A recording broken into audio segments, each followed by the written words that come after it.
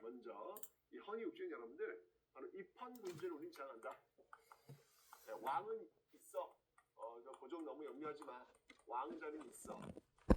그런데 이제 실질적인 정치라는 거는 뭐 총리, 수상, 이 같은 게 너무 빠져 있어. 이 얘기예요. 입헌군주라면 헌법이 있고 그 밑에 군주가 있는 거예요. 전제 군주제라면 헌법이고 군주일 수 있는데 이거는 헌법보다도 이 입헌, 헌법이 더 세단 어떤 그런 모습을 보이고 있는 것이죠. 이런 모습을 이 관민 공동회를 발표하게 되는 것이죠. 자, 이 내용이 뭐였냐면 여기 헌의육조라는 게 있어요.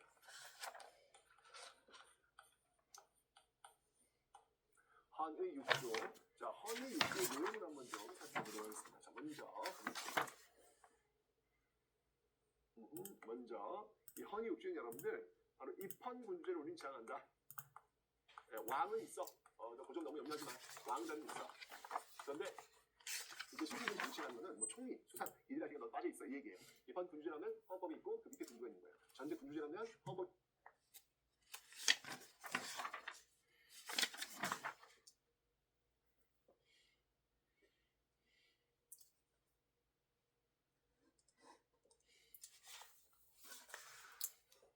그리고 군주일 수 있는데 헌법보다 또 이 입헌, 헌법이 더 세단 그런 모습을 보이고 있는 것이죠. 이런 모습들이 있고 그 다음에 재정의 일원화 또 나오네 이거. 재정의 일원화. 이때는 내가 7부로 바뀐 상태라서 이때는 탁지부 의 형태를 지금 띄고 있더라 라고 합니다. 재정의 일원화. 그리고 세종은 아마 이단은 모르실걸요. 피고의 인권을 존중하라. 피고의 인권을 존중하라. 네, 이런 것을 주장합니다. 그러니까 이런 거죠. 왜 개인적으로 오면 저걸 되게 사실은 일단 줄이 붙으잖아요. 고통을 줘가지고 잘해주려고 하는 거죠. 근데 여러분 난 죄가 없는 게 좋은 것 같은데. 그죠? 바로 그런 피고의 인권을 존중하라. 굉장히 근대적 같은 그런 지명이 들어가고 있더라. 게다가 이후에는 여러분들 그 중추원 관제까지 선포한다. 중요해요. 네, 중추원 관제를 또 선포하는 모습들이 보이고 있는데 이 중추원이라면 여러분들 지금 이 당시에는 의회 설립운동을 했다는 이야기예요. 의회 설립운동. 이런 어떤 모습들이 지금 나타나고 있더라라는 이야기죠. 그런데 이런 것들이 좀 잘 해결이 됐어야 되는데 이런 것들이 잘 해결됐을 때 해결이 잘 안 돼요. 이 고종이 지금 의심을 한 거야. 아, 이들이 바로 내전을 탐하는 거 아니야? 라고 하면서 고종이 지금 미역 입고 갔어야 되는데 이걸 이제 의심한 거죠. 얘네들이 대통령 공화정을 가지고 날 쫓아내려고 한다. 이렇게 되면서 결국은 이 고종이 이 대한제국이 바로 이 독립협회와 이 만민공동회를 해산시킵니다. 해산 이제 그만 이렇게 하면서 해산시키는 모습. 특히 이제 여기에 이제 당원이었던 어용상인들이 누구였냐면 한국협회 배웠죠 우리? 보부상이 중심이었던 그 단체 한국협회를 활용해가지고 이 만민공동을 압박하는 그런 모습들도 나타나고 있다. 결국 나중에 군대까지 동원해서 해산시키고 말이에요. 고종으로서는 어떤 마지막 기회를 놓쳤다고 저는 보입니다. 이 민을 믿고 이 어려운 난국을 헤쳐나갈 수 있는 좋은 기회였는데 그걸 놓친 게 바로 이 고종이 아닐까라는 그런 생각이 드네요. 네, 이 모습이었습니다. 자, 이제 여러분들 고종은 혼자 해야 돼요. 진짜 혼자. 맨 처음에 앞에는 아버지 힘성경이 있었고 그 다음에는 자신의 아내 명성과 미지가 있었고 그 다음에는 이제 이 민, 독립협회가 있단 말이야. 그런데 다 지금 다 떠나거나 끝났어. 혼자밖에 없어. 이러면서 이 대한제국의 고종의 단독 플레이를 할 수 있는 이 광개혁이 단행이 되고 있습니다. 자, 어떤 내용들인지 한번 살펴보도록 할게요. 자, 구본과 신참에 입각한 그런 방식들로 지금 이루어지고 있는데 어찌 본다면 이런 내용들이 예전에 여러분들 그 개화파가 있던 온건개화파가 있던 이 동도와 서기의 방법이 아닐까라는 생각이 듭니다. 자, 이 구본 옛 것을 보도록 한다는 거예요. 그래서 새로운 걸 참조하는 건데 여기서 제일 중요한 건 뭐냐면 앞에 지금 자기 어떤 권력을 지금 탐하는 거 아니라는 의심을 했잖아. 여기서 무조건 황제권을 강화해. 황제권을 강화시키는 어떤 그런 방법들. 그래서 이 구본의 방법이 나왔던 게 뭐냐면 이런 것들을 지금 이행하기 위해서 이런 것들이 모든 권력은 황제로부터 나온다라는 대한국 국제를 선포합니다. 어떻게 보면 일종의 어떤 헌법이라고 볼 수 있는데 99년도, 1899년도 이 여기서 이 대한제에서 제일 중요한 포인트는 뭐냐면요. 바로 여러분들 원수부의 설치예요. 원수부. 이 모든 권력이나 이런 것들도 다 원수부로 좀 집중시키는 그런 모습들.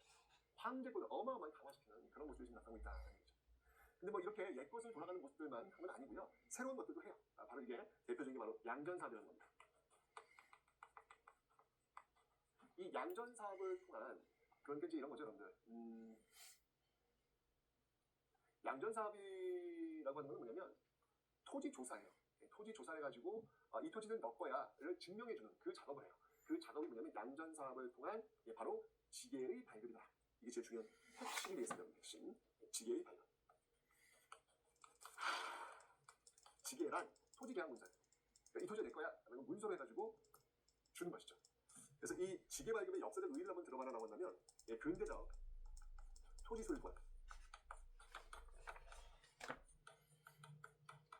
근대적 토지 소유권을 확립하는 데 굉장히 중요한 의미가 있겠다. 이게 바로 신참에서 제일 중요한 바로 지계 발급이더라라고 하는 것을 좀 여러분들 기억을 해두시면 좋겠습니다. 이 외에도 많아요. 이 외에도 새로운 것들을 좀 하려는 모습이니까 이 외에도 많습니다. 자, 우선 어떻게 되냐면 먼저 상공업을 진행하자. 상공업을 진행하자. 그렇죠? 어떤 신참의 어떤 그런 방법들이에요. 그다음에 학교들, 기술 학교들 이런 것들을 좀 세우자. 이런 것들 좀 많이 세우자. 그 다음에 이제 이때 이제 전차 개통이에요. 또다시 1899년도에 전차 개통하고 우리나라 최초의 철도라고 할 수 있는 경인선도 이때 개통됩니다. 경인선도 최초입니다. 최초. 철도죠. 최초로 이제 서울과 인천을 놓는 이런 어떤 것들도 개통하면서 굉장히 어떤 그 신차의 어떤 모습도 많이 보이려고 해요. 근데 여러분들 이 광무 개혁이 지금 이루어질 수 있는 배경은 뭐냐면 러시아와 일본의 그 팽팽한 균형을 유지하는 과정 속에서 고종이 개혁을 단행하는 거잖아요. 그죠? 근데 만약에 일본과 러시아의 팽팽한 균형이 깨져버리면 어떻게 될까? 어떻게 될까?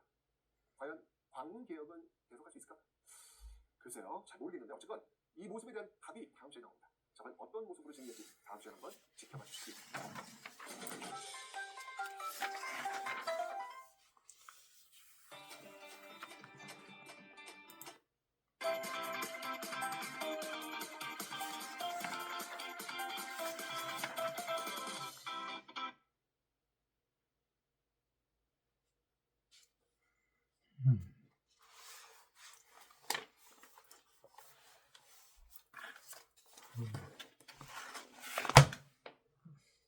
자, 안녕하세요 여러분들. 역사 찾겠다. 네. 자, 우리가 지금 이제 열심히 하려고 있는데 오늘은 좀 가슴 아픈 그런 날입니다. 나라가 망하는 날이네요. 가슴 좀 아픈데 어쨌건 여러분들 이 나라 망하는 좀 앞장섰던 그 대표적인 인물들이 있어요. 특히 이제 을사오적 같은 을사오적이 누군지 아세요? 이완용. 이렇게 지금 다들 대답 잘하시더라고요. 그 다음부터 대답을 못해. 이완용, 이지용, 이근태. 이완용, 이지용, 이근태, 박재순, 권중현. 이 다섯 명입니다. 자, 여러분 제가 기회를 한번 드릴 테니까 한번 여러분 좀 듣고 있잖아요. 그죠? 한번 이제까지 못했던 육두문자를 한번 이름을 크게 얘기하면서 한번 해보세요. 이완용, 이지용, 이근태, 박재순, 권중현. 나 얼굴 빨개졌어. 왜냐면 제가 욕이라는 것도 좀 입에 좀 달아야지 이렇게 하는데 제가 욕을 사실 해본 스타일이 아니에요. 그래서 지금 식은땀이 막 나고 있어요. 아이고, 이거 욕하는 것도 이게 어려운 거구만. 이게 아무나 하는 게 아니었네. 어쨌든 여러분들 한번 해보셨죠? 이 순간을 좀 기억하시면 좋겠습니다. 여러분들이 입 밖에 올렸던 그 이름들 그리고 그 욕설들, 이 사람들 다 죽은 사람들이에요. 그죠? 죽은 사람들인데 이렇게 역사 시간만 되면 강제로 소환되어가지고 이름이 불려지고 욕을 먹고 있습니다. 여러분들의 이름이 이렇게 불려지면 안 되겠죠. 그죠? 그래서 이 순간을 기억해 주시라고요. 여러분이 입 밖에 올렸던 그 이름 그리고 그 욕설 똑같이 여러분의 이름이 누군가에게 불려지고 욕설을 받는 그런 이름으로 남도록 살지 않았으면 좋겠습니다. 그 순간을 여러분들 한번 좀 현명하게 한번 기억해 보시라 라고 해서 한번 제가 한번 이 시간 한번 가져봤습니다. 잘 살았으면 좋겠습니다. 잘 살 수 있는 방법 출발해 보도록 합니다.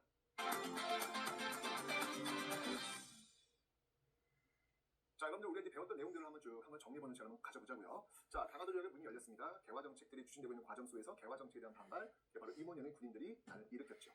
자, 청해 진압으로 실패가 되었고요. 다시 이제 이 청해 내정 간섭이 강해지니까 이 백인년대 신세대들, 김옥균을 중심으로 한 그들이 정변을 일으켰습니다.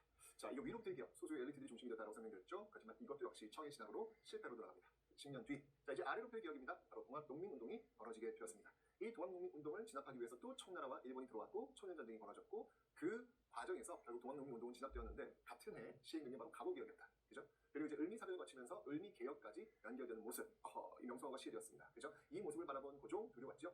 고종이 러시아 공사관으로 들어가 버립니다. 이게 바로 아관 파천이 되겠습니다. 아관 파천이 전개되던 그 시기에 독립협회 같은 그런 단체들이 돌아오라라고 얘기하고 결국 이제 그 다음 해 1897년 대한제국 돌아와서 대한제국을 선포하게 됩니다. 이러면서 이제 이 대한제국은 광무개혁을 시행하더라라고 설명드렸죠, 여러분들. 그죠? 기억나시죠? 자, 그 광무개혁이라고 하는 것은 러시아와 일본의 함께한 균형 속에서 이 고종이 개혁을 할 수 있는 어떤 그런 여지, 그런 공간들을 확보하고 있다라고 설명을 드렸습니다. 자, 그런데 이 러시아와 일본의 팽팽한 그 균형이 깨져버리게 되는 사건이 벌어지니 그것이 바로 럴전입니다. 자, 이 럴전쟁은 굉장히 큰 변화를 가져오게 됩니다. 자, 어떤 변화를 가져온다고 봅시다. 기본적으로 이 럴전쟁에서 이제 결과부터 말씀드린다면 럴전쟁의 승리자는 일본입니다. 그죠? 일본이 승리가 된단 말이에요. 이런 지각전이 이제 벌어지는데 일본이 전쟁을 수행하는 과정에서 우리한테 요구하는 게 많아요.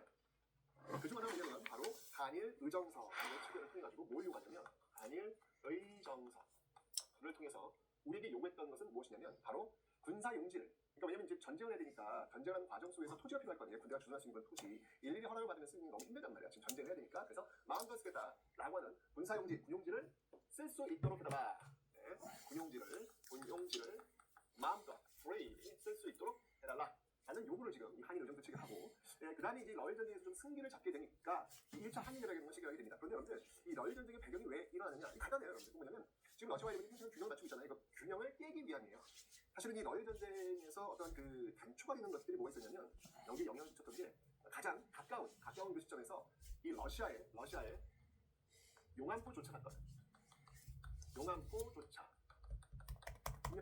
군용지를 마음껏 free 쓸 수 있도록 해달라 라는 요구를 지금 한일 의정서 측이 하고, 그 다음에 이제 럴 전쟁에서 좀 승기를 잡게 되니까 이 1차 한일전쟁을 체결하게 됩니다. 그런데 여러분들 이 럴 전쟁의 배경이 왜 일어나느냐, 간단해요. 여러분들 뭐냐면 지금 러시아와 일본이 팽팽한 균형을 맞추고 있잖아요. 이거 균형을 깨기 위함이에요. 사실은 이 럴 전쟁에서 어떤 그 단초가 되는 것들이 무엇이냐면 여기에 영향을 미쳤던 게 가장 가까운 그 시점.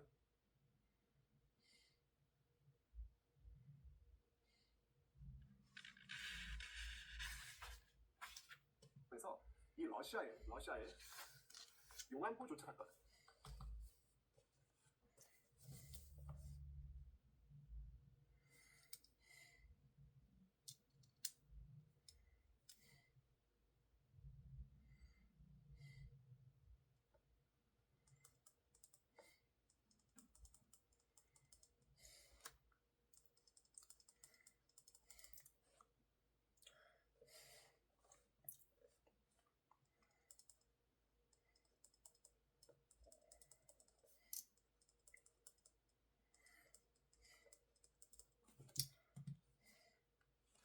용안포 조차 1903년인데 이 용안포 조차 사건이라는 게 있었어요. 그러니까 용안포가 저쪽 그 압록강 그 일대에 있는 곳인데 이 지역에서 이 벌목 나무를 베어가다가 아예 이 지역을 왜 쓰겠다라고 하는 것이죠. 그러니까 일본이 강력하게 항의하는 거예요. 왜냐면 지금 어떤 그 세력 균형 속에서 러시아가 뭐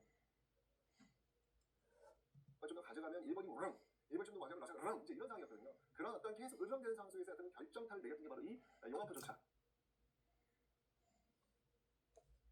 이 사건인 거예요. 결국 이제 안 되겠다, 전쟁 한번 해야 되겠다라고 해서 결국 이 럴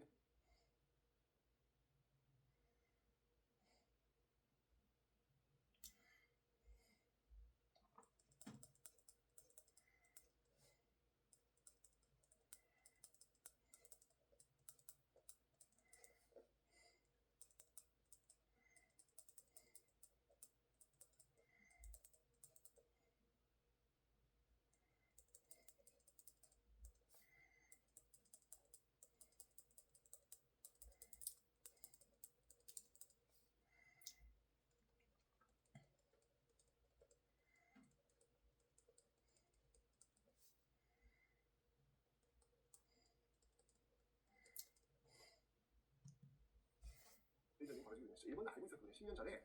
여러분 1894년, 95년 삼국 간섭 아시죠? 이 청일전쟁 과정 속에서 이 청나라 요동만들을 가져서 일본이 토해내는 사건이 벌어졌단 말이에요. 이게 바로 삼국 간섭이었잖아요. 그때 이 러시아의 어떤 수모 이걸 이제 갚는 거야 일본이. 몇 년 만에? 10년 만에. 그래서 벌어진 건 럴 전쟁이라는 거. 자, 이런 과정 속에서 체결된 어떤 조약들이 있는데 한일전선 군사를 만들 쓰겠다. 그 다음에 이제 승리를 잡은 일본이 1차 한일전쟁을 체결하게 됩니다. 자, 이 1차 한일전쟁의 핵심이 뭐냐? 이 1차 한일전쟁의 핵심이 뭐냐? 자, 그 핵심은 뭐냐면요. 바로 이 고문통치라는 겁니다. 고문통치. 고문통치가 무엇인지 한번 설명을 드릴게요. 핵심은 바로 고문이야. 고문. 핵심은 바로 고문입니다. 고문.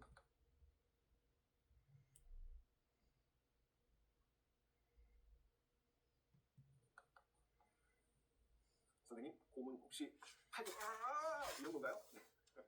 아니고요.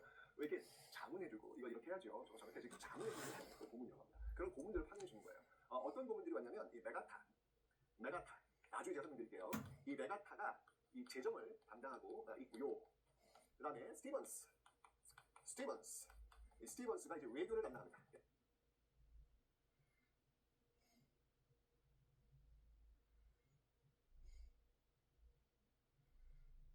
그러면서 우리가 왜 일본이 왜 조선 식민지로 삼아야 되는지 이런 것들을 세상에 알리고 다니는 그런 역할들을 스티븐스가 하고 있겠죠. 이런 어떤 고문들이 지금 파견되는 게 바로 1차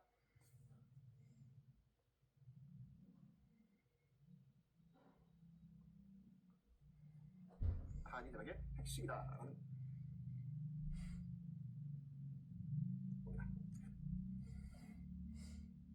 자, 그 다음에 2차 한일협약을 먼저 보도록 하겠습니다. 러일전에서 일본이 완전히 승리를 해요. 승리를 하면서 체결된 게 바로 이 2차 한일협약이다라는 건데, 이 2차 한일협약을 우리 다른 말로 뭐라고 하냐면, 이게 지금 1905년도에 체결된 건데, 다른 말로 이 조약을 우리는 을사늑약이다. 이게 이제 1905년이거든요. 을사년에 아주 강압적 방법으로 체결토록 했던 을사늑약이다. 이런 어떤 단어를 쓰고 있단 말이에요. 자, 이 을사늑약의 핵심은 뭐냐 그러면? 이 을사늑약의 핵심은 뭐냐? 이 을사늑약의 핵심은 바로 이때부터 우리는 외교권을 강탈당합니다. 이거 진짜 뭐라고 표현해야 될지, 이거 외교권을 강탈당합니다. 이게 핵심이에요. 외교권을 강탈당하고, 그리고 이제 이때부터 고문보다도 더 센 바로 통감이 부임합니다. 통감이 부임합니다. 자, 우리는 이것을 통감정치다라고 이야기하는 거예요. 통감정치다라고 이야기하는 거예요. 통감. 외교권 강탈은 사실은 여러분들, 이거는 제가 볼 때 이미 1905년 을사늑약을 통해서 우리가 다 잃어버렸다. 거의 주권 거의 90% 넘어갔다. 라고 해도 과언이 아닐 거예요. 왜냐면 아니 우리가 지금 다른 나라랑 협상을 할 수가 없어. 우리가 다른 나라랑 무슨 뭐 조약하는 거 체결할 때 일본이 대신해 준대. 그게 나라냐? 그게 나라냐고요. 그죠? 이게 나라냐? 이제 이렇게 말 나오는 얘기죠. 맞습니다. 그러니까 1905년 을사늑약 때 우리는 다 잃었다. 이렇게 봐야 되는 것이죠. 이제 여기 이제 앞장섰던 인물들이 바로 이토 그리고 을사오죠. 이토 히로부미가 이제 영세지 계속 이제 등장하는 거예요. 네. 이 모습들. 근데 이제 이 당시 이 을사늑약을 체결할 당시에 이 고종이 여기 자신의 고장을 스스로 띠진 않아요. 그러니까 제가 보면 어떻게 보면 이건 소극적 저항 이라는 생각이 드는 거예요. 저는 솔직히 말해서 좀 그런 생각이 듭니다. 아니 제가 이야기했잖아요. 그 주권자 고종이 소극적 저항을 한다? 그러면 안 되죠. 모든 권력을 다 쥐고 있는 사람이잖아. 자신과 함께 할 수 있는 그 기회를 다 내려놓고 혼자 하겠다라고 선언했던 사람이잖아. 그래서 독립협회도 해산시켰고, 그죠? 근데 이제 와가지고, 그죠? 난 도장 안 찍었어? 라는 걸로 면피한다, 글쎄. 어쨌건, 네. 이런 상황 속에서 이 고종이, 난 도장 안 찍었다. 이거 부당하다. 라는 부당성을 알리기 위해서 특사를 파견하게 됩니다. 자, 그 특사가 뭐냐면요. 바로 헤이그 특사라는 거예요. 헤이그 특사. 네덜란드 만국평화회의에 이 헤이그 특사를 파견하게 됩니다. 자, 그런데 이 헤이그 특사, 누가 파견되면 이준이라든지 이위종이라든지 이상설 이런 인물들이 이제 파견되는 것이죠. 한번 적어볼까요? 네, 이 헤이그 특사에는 이준, 이위종, 그 다음에 이상설 이런 분들이 이제 이 헤이그의 특사로 파견이 됩니다. 그런데 이제 이걸 갖고 이제 일본이 아니 분명히 을사늑약을 통해 가지고 외교권이 강탈됐는데 없는데 왜 없는데 이거 뭐냐 이거 말이 안 되지 왜 외교행위를 하지 이거 조약 위반이야 라고 해가지고 이 고종을 여러분들 강제로 퇴위를 시켜요. 고종을 강제로 퇴위를 시키게 됩니다. 그리고 그의 아들 누구? 바로 순종을 황제의 자리에 올리게 되는 것이죠. 이 순종 시대를 뭐라고 하냐면 바로 우리는 용희 시대. 고종 시대 우리가 광무라고 했잖아요. 이 순종 시대를 우리는 용희의 시대다. 라고 이야기합니다. 이제 광무 시대가 끝나고 용희의 시대가 열리게 되는 그런 모습들.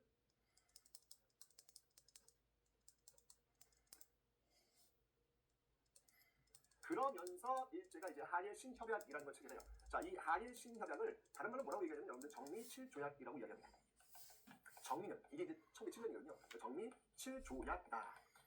1907년도에 체결했던 정미칠조약이다라고 이야기하는데 이 정미칠조약의 핵심은 뭐냐면 바로 군대를 해산하는 거예요. 와, 진짜 그죠 여러분들? 군대를 해산시키는 거예요. 세상에. 그리고 이 통감이 말이지. 통감이 차관, 장관이 있으면 차관 있잖아요. 그 차관을 거의 임명하는 거나 마찬가지인 권한을 갖게 돼요. 그래서 이때부터 일본인 차관도 가능해지는 겁니다. 일본인 차관.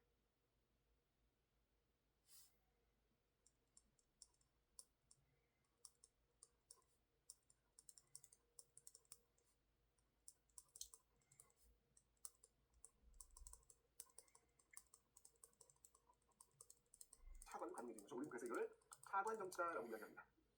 이렇게. 그러니까 여러분들 흐름을 좀 보이시죠? 여기 지금 이렇게 고문 정치, 통감 정치, 그리고 차관 정치 이런 모습 나오네요. 오해하지 마세요, 여러분들. 통감이 없어진 건 아닙니다, 여러분들. 통감의 권한이 더욱더 정치 7조 이 한일 신협약을 통해서 더욱더 세졌다라고 보셔야 되는 거예요. 지금 하나씩 외교관 가져갔죠. 군대 예산시켰죠. 그리고 여러분들 기후각서라는 것도 체결하게 되는데요. 이 기후각서의 핵심은 뭐냐면 이 기후각서의 핵심은 뭐냐면 바로 사법권을 강탈해가는 모습들, 이렇게 사법권을 또 이제 가져가는 거예요. 다 가져가는 거예요. 하나씩 다 가져가는 거예요. 그러면서 결국 1910년 경술 국치를 체결하게 됩니다. 자, 이 경술 국치는 여러분들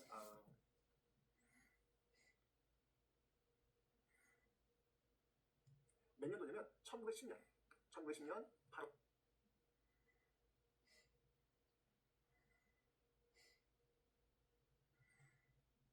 8월 29일이에요.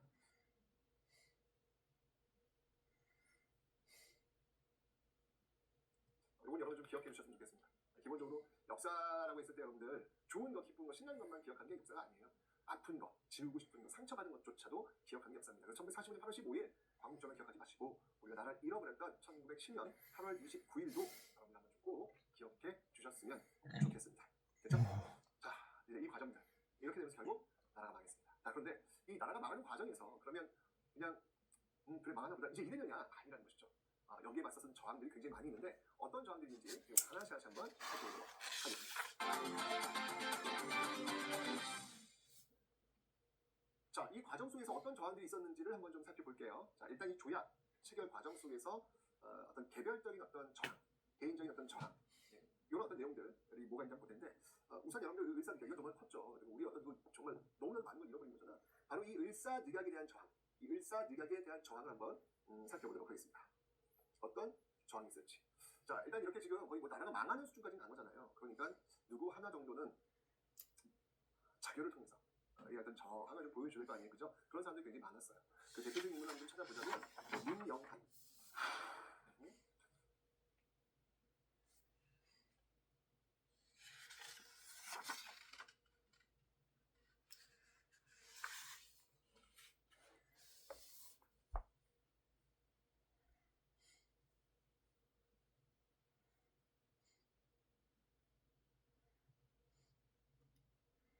민영환이 자결하는 그런 모습들이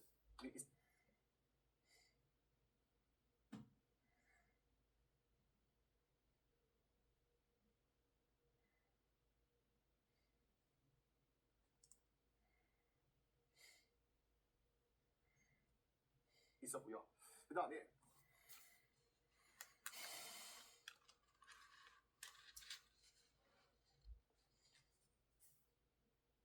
언론인들 중에서도 야 이건 진짜 말이 안 된다. 어떻게 이럴 수 있느냐라고 해가지고 장지연이라는 인물이 사설을 실어요. 그 사설의 제목이 뭐냐면 바로 시일야 방성대곡이라는 사설이에요. 이걸 어디다 싣냐면 그 당시 신문 황성신문, 황성신문에 싣습니다. 이 시일야 방성대곡이라고 하는 이 사설의 내용은 뭐냐면 오늘 목놓아 통곡하노라라는 거예요. 제가 맨 처음에 이 사설을 읽었을 때 진짜로 눈물이 나더라고요. 그때를 생각하니까 우리가 그 외교권을 잃어버린 어떤 그 순간에 내가 살고 있다는 생각이 들었을 때 이 사설을 읽었을 때 내가 느낌이 어땠을까를 한번 떠올려보니까 내 눈시울이 나더라고요. 아주 준엄하게 비판해요. 당시 이 을사오적들, 이 개 돼지만도 못한 인간들이라면서 비판하고요. 심지어는 을사늑약에 반대했던 사람들, 거기에 이제 을사늑약에 반대했던 대신들도 있거든요. 그들조차도 비판합니다. 왜? 그저 나는 반대요 라고 하는 걸로 명쾌하면 끝이냐는 거예요. 나라의 어떤 그 외교 포인트 넘어간 상황에서 나는 반대합니다. 이러면 책임이 면하는 거냐는 거예요. 어떻게 이럴 수 있냐라고 하면서 이 노예가 될 수밖에 없는 우리 동포여 살았느냐 죽었느냐 우리 동포여라고 부르면서 어떤 그 분노의 어떤 그 모습들을 이렇게 보여주는 사설이 바로 이 장지연의 시일야 방성대곡 오늘 목놓아 통곡하노라 했습니다. 우리나라 사설에서 획을 긋는 그런 사설이 아닐까라는 생각, 명문입니다.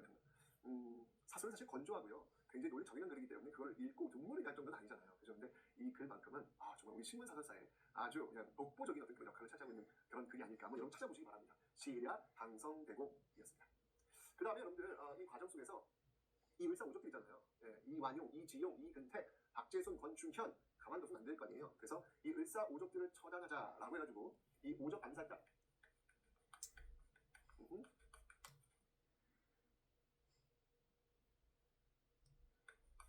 이 오적 암살단이 조직되기도 합니다. 나철, 오기호,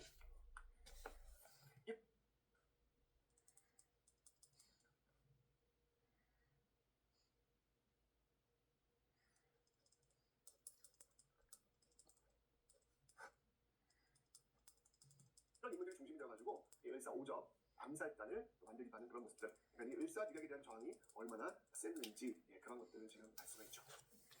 자, 쭉 가가지고 이제 정리 7조야 뭐 이런 것들도 7년에 또 다른 게 있었는데 그 다음에 여러분들 어떤 또 저항이 있었냐면 1908년에 앞에서 여러분 잠깐 앞으로 한번 가볼게요. 여기 지금 1차 한일연합 때 파견됐던 고문이 있죠. 고문 그중에 스티븐스. 이 스티븐스가 지금 우리나라가 왜 일제 식민지가 되는지 그걸 세계에 알리고 있다는 거예요. 나쁜 사람이죠. 우리한테는 그죠?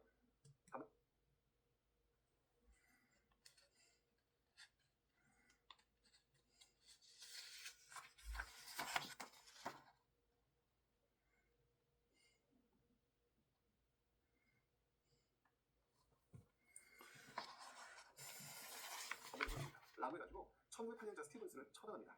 역시 스티븐스는 샌프란시스코에 와가지고 일제가 이 조선을 식민지로 만들어야 되는 어떤 그 이유를 설파하기 위해서 왔다는 얘기죠. 가만둬서 안 되겠다라고 해가지고 이때 활약했던 인물이 누구였냐면 바로 장인환 전명훈이라는 사람입니다. 네, 그래서 장인환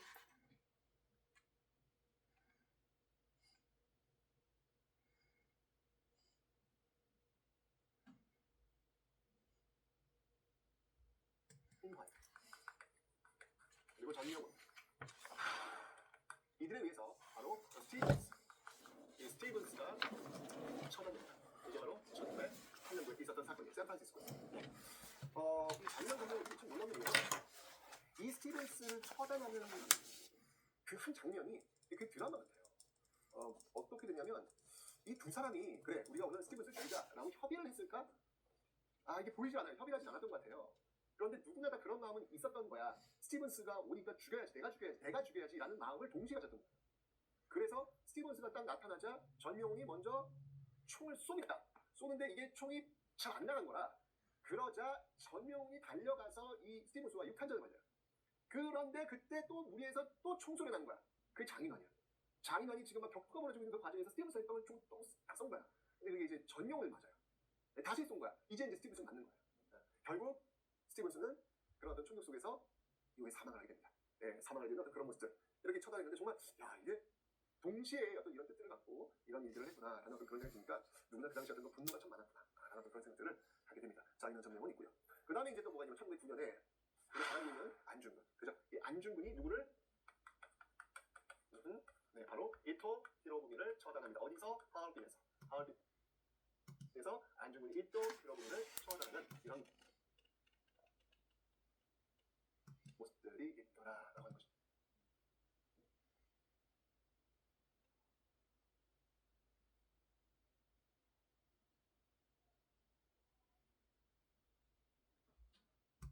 그렇죠?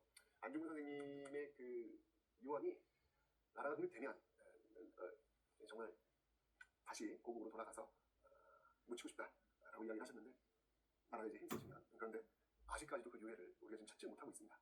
효창공원의 그 가묘 유해를 찾으면 안장시킬 수 있는 그런 공간은 마련되었는데 아직까지도 지금 찾지 못하고 있죠.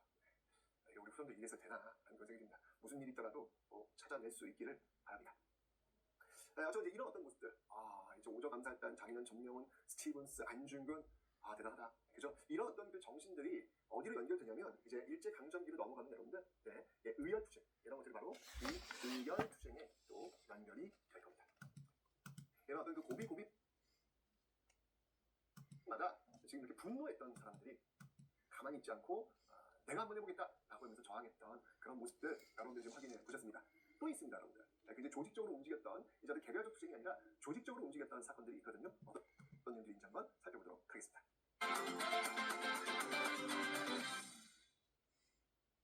자, 다른 조직적 활동은 뭐가 있냐면 바로 애국개봉운동이라는 게 있습니다. 이 애국개봉운동은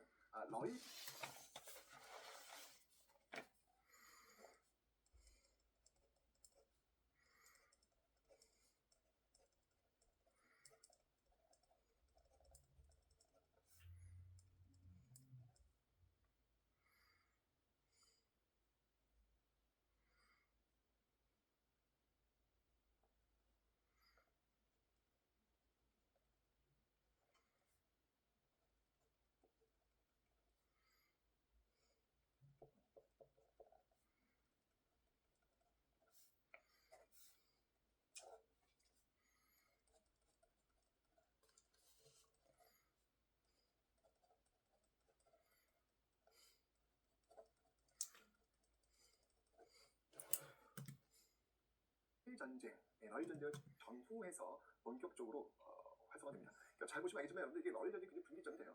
러일 전쟁에서 일본이 승리하면서 우리가 일본의 영향력으로 급속히 빨려 들어가거든요. 이러니까 많은 사람들이 어떻게든 이 위기를 극복하기 위해서 싸우게 되는 거예요. 그 모습이 나오게 되는 겁니다. 그래서 러일 전쟁 기점으로 굉장히 이렇게 싸우는 모습들이 굉장히 활성화되는데 그 중에 하나는 또 이 애국개몽 운동이다라는 거예요. 자, 그럼 애국개몽 운동이 뭐냐 말이에요. 이 애국개몽 운동은 여러분들 어디에 영향을 받냐면 바로 이 사회 진화론, 사회 진화론에 영향을 받습니다.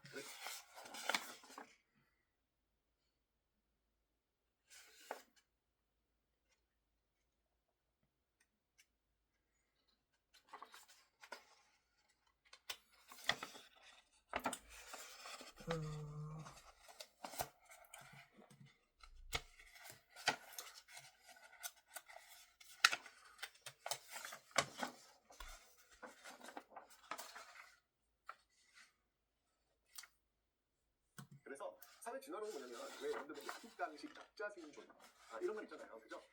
그러니까 힘이 있어야 우리가 생존할 수 있다는 거예요. 힘이 있어야.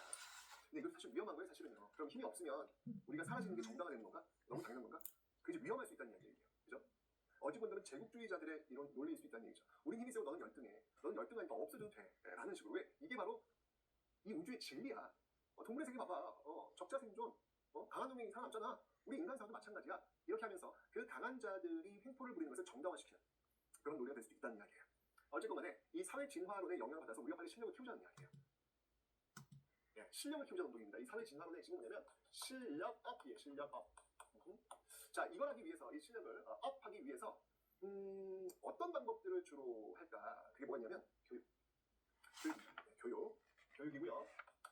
그 다음이 언론, 실력업 하기 위해서 하는 게 바로 교육, 언론, 그리고 식산협업. 식산협업이라는 겁니다.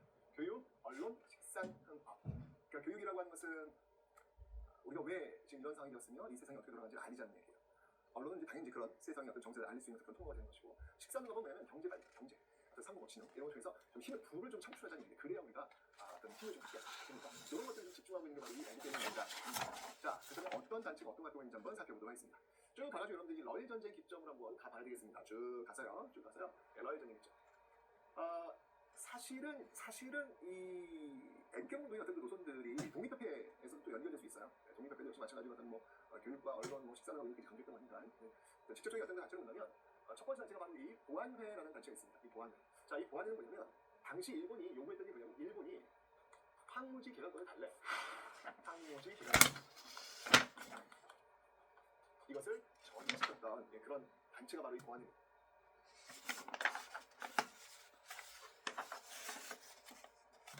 보시면 알겠지만 여러분들 일전은요, 지금 러일 전쟁 기점에 지금 군사용 땅에 관심이 많아요. 지금 왜? 일본이 러일 전쟁에서 이제 승리하면 이제 식민지 만들어야 될 거 아니야. 그러니까 그 전에 자신들이 진출할 수 있는 땅, 토지 이런 것들을 확보하려는 어떤 그런 욕망, 욕구 있겠죠. 실제로 여러분 1908년에 동양 척식 주식회사를 만들어가지고 아예 노골적으로 그런 행위들을 합니다. 자, 이게 이제 보이고 있는 거예요. 황무지도 달라, 군사용지도 달라, 이런 모습들. 그런 것들을 저지해 놨던 단체가 바로 이 보안회. 라는 어떤 그런 단체가 되겠습니다. 이 보안회만 있었던 게 아니라 이 황무지 개간권 반대 운동에 앞장섰던 또 다른 조직도 있어요. 그 조직은 바로 농광회사. 농광회사와 함께 농광회사도 바로 이 황무지 개간권 반대에 앞장섰던 그런 조직이다라는 것을 기억해 놓으시면 되겠습니다. 그렇죠? 자, 그다음에 이제 이 애국개몽 운동의 좀 대표적인 조직들이 이제 등장하는데 그 중에 하나가 바로 이 헌정연구회라는 것이 있습니다. 헌정연구, 헌법 연결 딱 되시죠, 여러분들? 이 당시에 그 관심은 입헌군주정이었습니다. 입헌군주제를 연구하는 어떤 그런 조직이기도 합니다. 입헌군주제는 뭐냐면 그 이전까지 조선시대, 이건 전제 군주예요. 왕이 중심이 된다는 거죠. 왕이 곧 법이야. 그죠? 근데 입헌군주정은 뭐냐면 법이 먼저예요. 법이 있고 그 아래 왕이 있는 거예요. 그러니까 왕 역시 법에 규정받을 수밖에 없는 거죠. 그죠? 왕은 있지만 왕권은 약한 시스템. 지금 영국이나 일본 같은 경우가 입헌군주정이에요. 네. 영국에도 여왕이 있잖아요. 일본에도 이런 천왕이라고 이야기하는 그런 존재가 있잖아요. 그죠? 이런 어떤 그 존재들은 그냥 상징적 존재일 뿐이잖아. 그 밑에 이제 영국이라든지 일본 수상이라든지 이런 사람들이 실제적으로 정치하잖아요. 이런 시스템을 우리는 입헌군주정이라고 하는 겁니다. 그래서 입헌군주정을 우리도 도입하자라고 주장을 하고 있는 조직이 바로 헌정연구회인데, 이 조직이 활동했던 내용을 보면 우선 여러분들 이 당시에 아주 매국적인 단체가 있어요. 그 단체가 뭐냐면 바로 일진회라는 조직이 있습니다. 이 일진회를 아주 강력하게 선포하고 비판했던 그런 모습들. 일진회는 말 그대로 나라 팔아먹는 데 앞장섰던 그런 사람들이에요. 지금도 말이 안 되는데, 그지? 그런데도 이런 조직들이 있어요. 힘도 있었고, 지금도 말이 안 되는데 그 시대로 돌아가 보면 이런 조직이 있었고 힘도 있었다. 지금도 우리 시대 이렇게 둘러보면 이 나라 팔아먹자라고 이야기하는 사람들이 있어요. 있어요. 예, 그런 사람 몇 명 있단 말이지. 그런 사람들의 힘을 얻어가고 있는 어떤 그런 모습들을 우리가 좀 막을 필요가 있겠다라는 생각이 듭니다. 어쨌건 이제 이런 것들을 비판했던 그런 단체이기도 하고요. 당연히 이 을사늑약은 또 비판하는 을사늑약 측면을 또 반대했던 그런 활동을 이 헌정연구회가 하기도 합니다. 자, 그 헌정연구회 뒤를 이어서 나왔던 단체가 바로 이 대한자강회인데요. 이 대한자강회 역시 마찬가지로 이 대한자강회 역시 일펀군주정을 지향하고 있는 그런 모습들, 여전히 유효한 모습들이 있더라라는 거예요. 그래서 이 대한자강회는요, 전국에 지회를 또 갖고 있고요.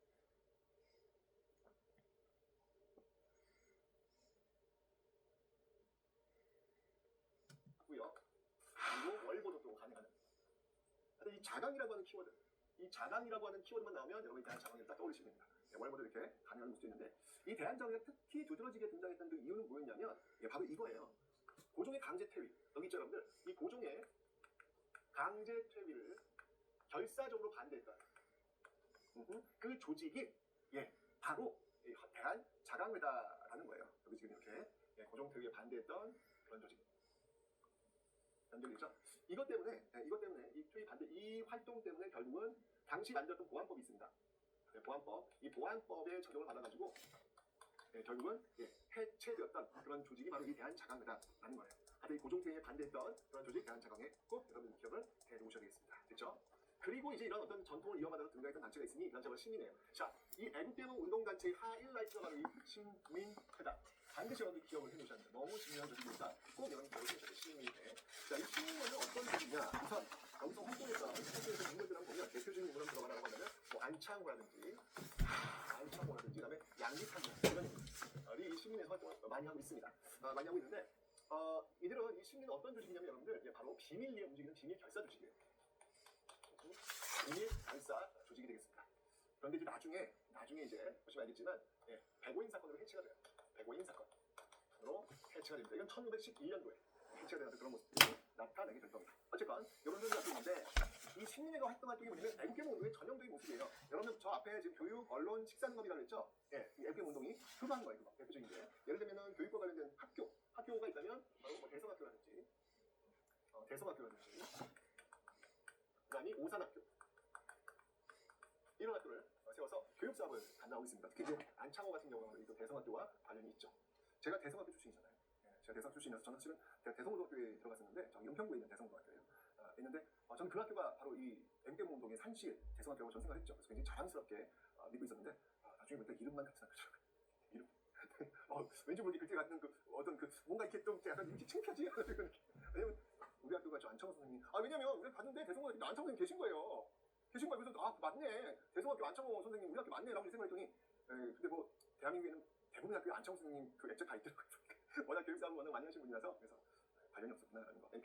평양에 있는 학교, 고산학교 기억하시면 되겠습니다. 그 다음에 여러분들 그 식사능업과 관련해서는 또 이런 쪽도 있죠. 바로 회사들, 자기 회사, 도자기 만드는 자기 회사라든지 그 다음에 태극서관, 책 판매 뭐 이런 것들, 또 책을 출간하는 이런 태극서관 이런 어떤 조직들이 지금 있더라. 또 양태 같은 경우도 대한민국 신고, 언론사도 움직임이 있었거든요. 다 연결되고 있는 그런 것들. 그런데 이 신민회가 바로 이런 애국개몽 운동하는 조직에 머무르지 않고 굉장히 좀 독특한 특징을 갖고 있는 이유가 있어요. 그 이유를 좀 아시면 이게 중요한 거야. 이 신민회는 바로 이런 애국개몽 활동뿐만 아니라 다른 활동을 해요. 자, 먼저 여기에 지향하고 있었던 정책 체제가 뭐냐면 공화정입니다. 공화정을 지향했고요. 입헌군주정이 아니고 앞까지는 사실은 입헌군주정이거든요. 근데 이제는 공화정이에요. 공화정이라 하면 왕이 없는 거예요. 이제는 국민들이 대표를 뽑아가지고 그 대표에게 권력을 위임하는 그런 형태가 되는 것이죠. 지금 우리가 Republic of Korea잖아요. 대한민국 공화민주정입니다. 딱 지금의 형태, 이 형태를 지금 주장하고 있는 조직이 바로 이 신민회다라는 것이죠. 공화정. 그 다음에 여기가 참 독특한 게 뭐냐면 바로 북외 독립운동기지. 이 북외 독립운동기지를 세우려고 했다라는 거예요. 북외 독립운동기지. 그러니까 이건 뭐냐면 무장투쟁을 준비한다는 이야기예요. 특히 서간도 지역에 삼원고라고 있는데 이 지역에서 북외 독립운동기지를 세우려고 준비했던 시민의 회원들이 이게 이제 제일 중요한 포인트다라고 생각하시면 돼요. 굉장히 중요한 포인트입니다. 북외 독립운동기지를 세우려고 했다라고 하는 거예요. 이게 다른 애국개몽 운동과의 차이예요. 왜냐면 여기는 지금 무장투쟁을 준비하고 있는 거잖아. 실력만 키우는 게 아니라 무장투쟁을 준비하고 있는 그런 모습들이 있기 때문에 굉장히 실력을 좀 기억을 해 놓으셔야 됩니다. 굉장히 시험 잘 나와요. 특히 일제강점기 1920년대에 신간회라는 조직이 있어요. 그 신간회라는 조직하고 늘 비교하면 일제강점기 1920년대에 신간회라는 조직이 있어요. 그 신간회라는 조직하고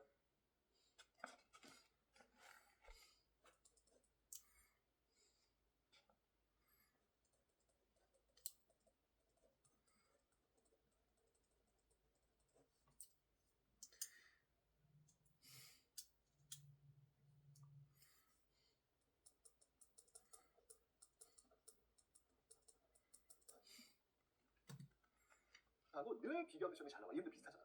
그죠? 근데 구한말이라 하면 대한제국 말기라는 얘기인데요. 네, 바로 구한말이라면 러일전쟁 이후를 얘기합니다. 그 구한말 M개봉 운동자체가 식민회고 신간회는 1920년대 좌우합작운동 즉 민족 밀당운동의 결과물이다. 라고 하는 그 채점, 그 채점들 여러분들 꼭 기억하시면 되겠습니다. 됐죠? 네. 시민을 기억하시면 되는데 바로 이런 흐름이잖아요. 뭐 교육을 하자, 언론하자, 식상하자 이런 어떤 M개봉 운동의 흐름은 쭉 연결돼가지고 이제 일제강점기에는요 바로 이렇게 실력 양성 운동으로도 연결된다는 거 사실.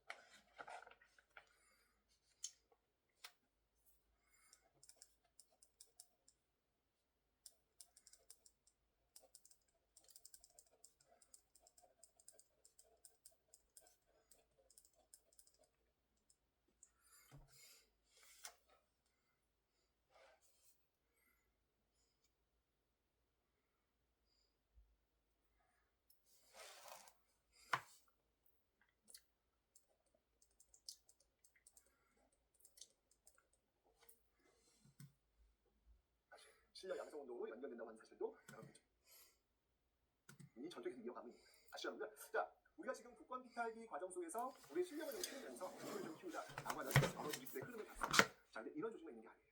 또 있어요. 이 조직은 여러분들 지금 싸우자는 거예요. 지금 실력을 키울 때가 아니라 우리 지금 나라가 지금 망하고 있는 상황이 언제 실력 키우고 있어? 싸우자는 거예요. 자, 어떤 모습이 있는지 한번 살펴보도록 하겠습니다.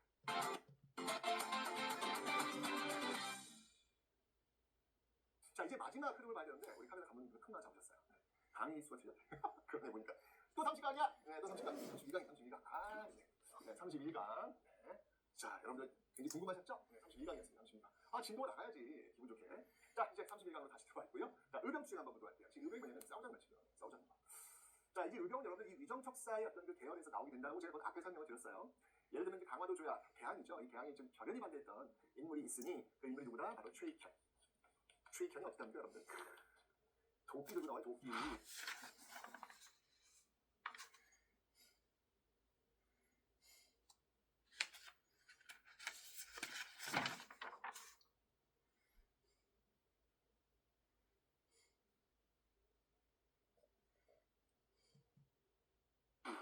도끼 들고 나와가지고 광화문 앞에서 제 목을 치십시오.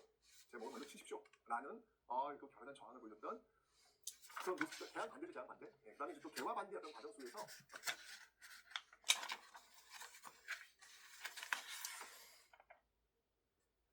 또 있었던 그 저항이 뭐냐면 바로 영남 만인소 사건.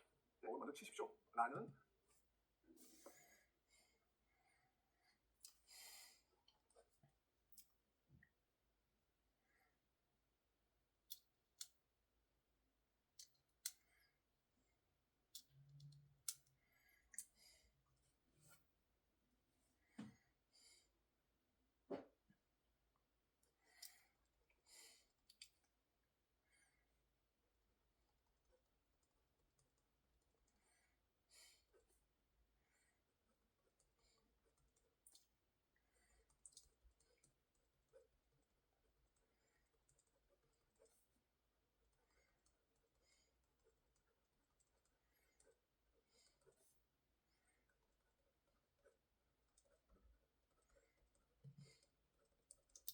그 결연한 저항을 보였던 그런 모습들, 대한 반대죠, 대한 반대. 예, 그다음에 이제 또 개화 반대였던 과정 속에서 또 있었던 그 저항이 뭐냐면 바로 영남 만인소 사건, 그죠?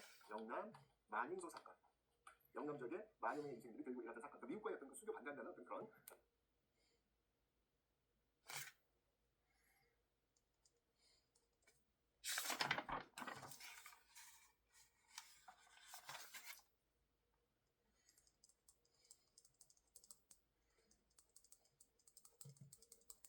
내용들이 바로 있었다라는 거. 이런 어떤 그뭐 통상수교 반대, 개항 반대, 개화 반대 이런 반대를 들어주지 않으니까 결국 실력 수준을 하는 거예요. 맞습니다. 그런 의정 수준을 하는 겁니다.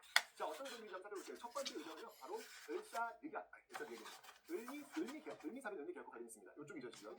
이쪽이 흐름 속에서 바로 이 을미개혁, 여러분들 이 을미개혁 과정 속에서 있었던 사건이 뭐였죠, 여러분들? 맞습니다. 바로 단발령. 우리 단발령은 이건 정말 엄청난 문화 충격적 사건이거든요. 그래서 강제로 내 머리를 자른다고. 여러분 생각해봐. 교문에서 요즘은 그런 거 없잖아. 옛날에 우리 선생님 때는 라떼는 말이야. 요즘 그 라떼는 말이야. 이게 좀 유행하더라고요. 그때 재밌더라. 라떼는 말이야. 라떼는 말이야. 이 교문에서 선생님이 왜 이발 용구 있잖아요. 이게 바리깡이라고 하는데 일본식 표현이죠. 이걸 들고 있어요. 그리고 머리 기계들을 이렇게 민단 말이야. 심지어는 가위도 갖고 있어요. 그래서 아니 그러면 예쁘게 잘라주시면 또 몰라. 아니야. 그냥 쓱 잘라주. 이게 수습이 안 돼요. 이게 그렇게 잘라버리면 수습이 안 돼요. 수습이 이거 어쩌라는 거야. 기분 안 좋죠. 제 친구 같은 경우는 그냥 집에 가더라고. 기분 안 좋죠. 머리를 건드리면 기분 좋을 리가 있습니까? 그죠? 근데 지금은 여러분들 그래도 머리를 단정하게 하는 게 이게 추세잖아요. 지금 시대는. 근데 이 시대는 뭐냐면 상투를 트는 게 이 시대의 어떤 문화야, 문화. 근데 그 문화를 순식간에 그만두라? 이거는 여러분들 이거는 아놈이에요. 이거는 문화 충격입니다. 이거 쉬운 게 아니에요. 결국 이럴 수밖에 없는 것이죠. 을미개혁 반발령에 대한 반발. 그리고 또 이 을미개혁 그 전에 을미사변이 있었잖아요. 그게 이제 원인이 되어서 나타났던 사건. 이게 바로 을미의경이다라고 하는 겁니다. 그래서 배경을 본다면 바로 을미사변 그리고 결정적으로는 단발이 컸어요. 단발이 컸습니다. 이건 진짜 일어날 수밖에 없도록 만들었던 그런 내용이다라는 거죠. 자, 이때 이제 활약했던 인물들을 보면 대표적인 인물들 한번 들어봐라라고 한다면 유인석이라든지 그다음에 이소음과 같은 인물들인데 이들은 이제 공통점이 있어요. 그 공통점이 뭐냐면 바로 양반 유생들.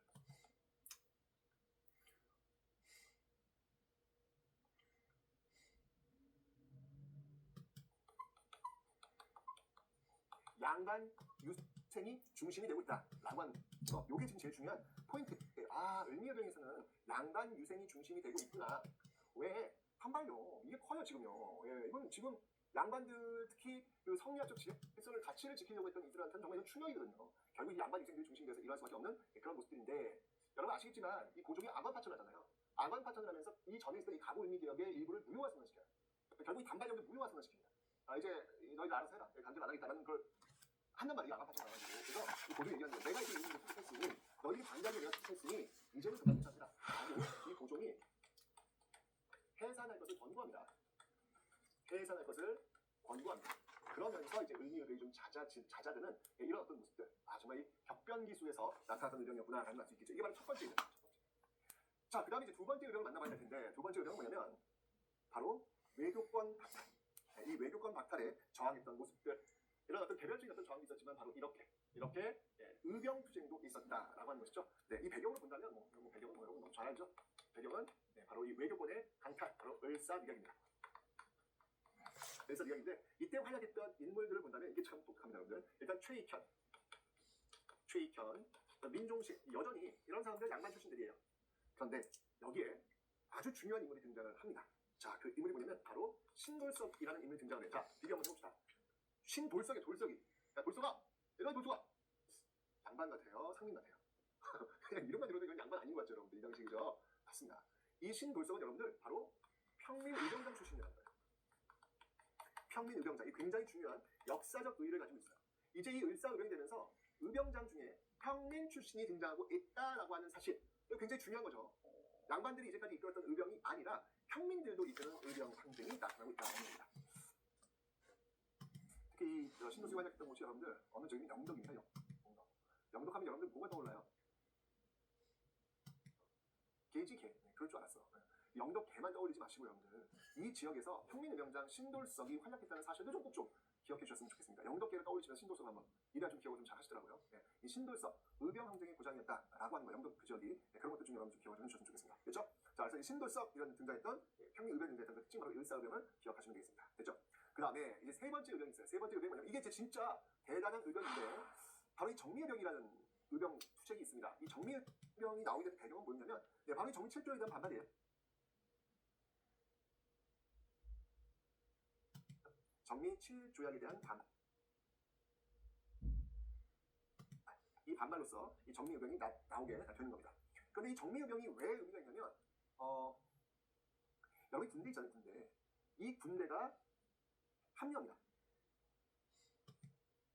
이 정리의병에 합류합니다. 이게 해산되고 나서 이 군대가 이 정리의병에 합류하면서 이 의병이 굉장히 규모가 커져요. 조직적이고 아주 뭐 힘이 세진다는 이야기죠. 일단 여러분들 그 저항의 그 중에서 이 군대 중에서 여러분 이때 이제 그 군대가 해산되면서 이 군대를 이끌고 있었던 인물 중에 한 명이었던 게 박승환. 이 박승환이 또 자결한. 민용환은 이제 앞에서 을사늑약 때문에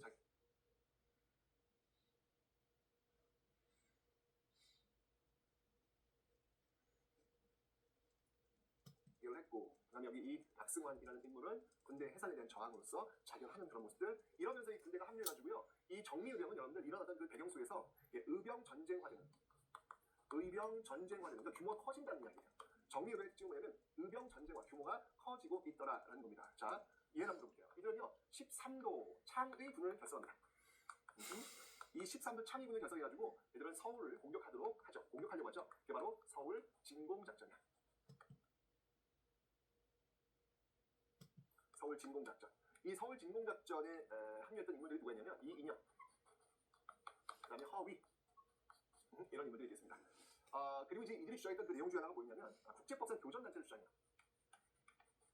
국제법상 교전단체. 국제법상 이 교전단체를 주장하고 있더라라고 하는 거예요. 이제 이런 것들을 주장하는 거예요. 이러면서 이제 규모가 어마어마하게 커지는 그런 모습들이 지금 나타나고 있다. 이게 바로 정리의병이더라. 비록 성공은 못하지만 여기서 끝난 게 아니라 이 의병들이 계속 그 전통을 이어가요. 어디까지 연결되냐면 그 이후에 이제 또 활성화됐던 게 바로 호남의병이에요. 그래서 그 뒤를 이어서 이 호남의병이 막 정말 격렬하게 싸우니까 일제가 이제 어떻게 하냐면 야, 이거 도저히 안 되겠다. 이 의병들 때문에 도저히 안 되겠다라고 해가지고 이들이 이제 이때 이제 시행했던 작전명이 있어요. 그게 뭐냐면 소위 남한 그 대토벌 작전이라는 거예요. 토벌 작전. 토벌은 여러분 어떤 적들을 진압하기 위해 쓰는 어떤 그런 단어잖아요. 역시 의병들한테 이제 이런 단어 쓰면 어렵죠. 써서는 안 되는데 이건 그들의 용어예요. 그들의 용어. 일제 용어입니다. 그래서 제가 이제 소위라는 것도 붙이고 따옴표도 좀 붙이면서 소위 남한 대토벌 작전 이런 걸 전개하면서 정말 이처럼 한번 쭉 훑고 내려가요. 결국 이제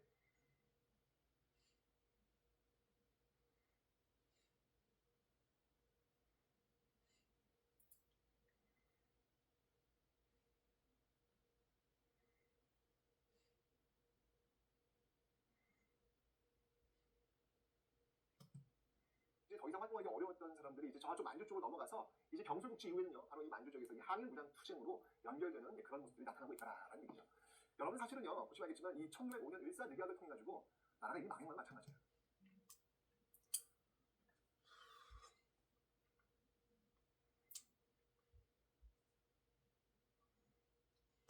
그럼에도 불구하고 일제가 1910년 그런 이 만주 쪽에서 이 항일 무장 투쟁으로 연결되는 그런 모습들이 나타나고 있다라는 얘기죠.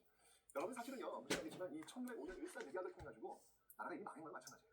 그럼에도 불구하고 일제가 1910년까지 계속 어떤 작업을 할 수밖에 없었던 이유는 뭐냐면 바로 이런 집중적인 저항들이 있었기 때문에 쉽게 함부로 이 우리나라는 자신들의 식민지로 만들기 어려웠다는 얘기입니다. 이렇게 끝까지 싸우고 있는 그 다양한 계층들이 있는데 위정자라고 하는 그 주권자라고 하는 그 황제가 어떠한 저항도 없이 그저 나라를 넘겼다. 저는 이거는 용납될 수 없다라는 생각이 드는 거예요. 그저 자신의 어떤 권력만이 최종 목표가 되는 이런 어떤 그 모습들, 이런 모습들 속에서 결국 이 고종, 순종, 마지막 어떤 그 정치하는 이 위정자들의 책임은 이렇게 봐줄 수 없다라는 그런 생각이 드네요. 자, 이렇게 되면 1910년 8월 29일 날 완전히 일제 식민지가 되었습니다. 어떤 모습으로 이제 그 이후 일제 강점기가 전개될지 가슴이 아픈데요. 여러분 이 과정 속에서 이런 저항이 이것만 있는 게 아니에요. 의병투쟁이나 개별적 투쟁이나 이 어떤 그 앵깨문부터 이것만 있는 게 아니라 경제적 구분 운동이 있고요. 또 민족문화 수호 운동이 더 다양한 운동들이 있습니다. 자, 아직 끝나지 않았어요. 우리의 저항 어떤 모습으로 전개되는지 한번 기대해 보시기 바랍니다.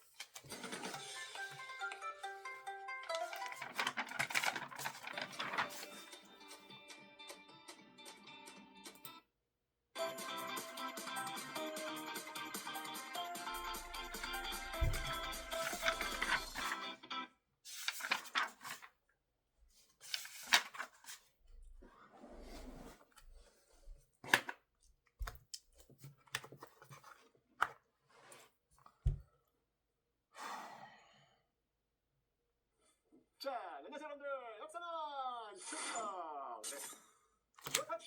no touch. 뭔 소리지? 여러분들 옛날에 그 개항기에 이제 이 외국 세력들이 우리나라의 그 이권들을 많이 가져가요. 그중에서 미국이 참 좋아했던 게 미국 연합도에 골드 러쉬라는 게 있잖아요. 이 우리나라의 그 이권들을 많이 가져가요. 그중에서 미국이 참 여러분들 네.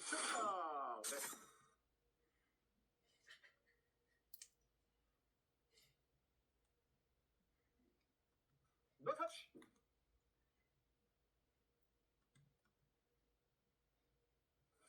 자, 안녕하세요 여러분들. 역사나 네. No touch, no touch, no touch. 뭔 소리지?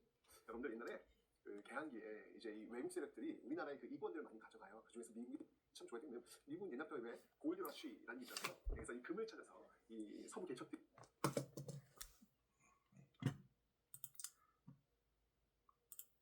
이루어지지 않습니까?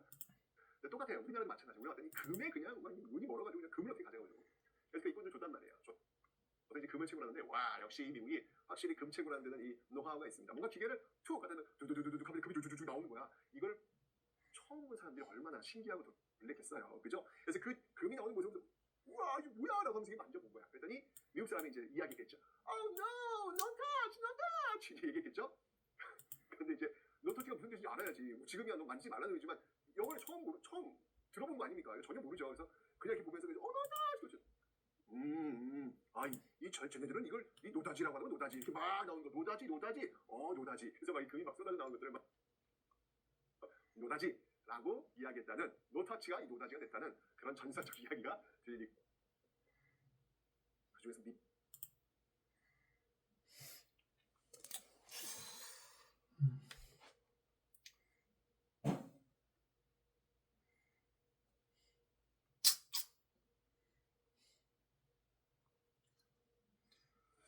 자, 안녕하세요 여러분들.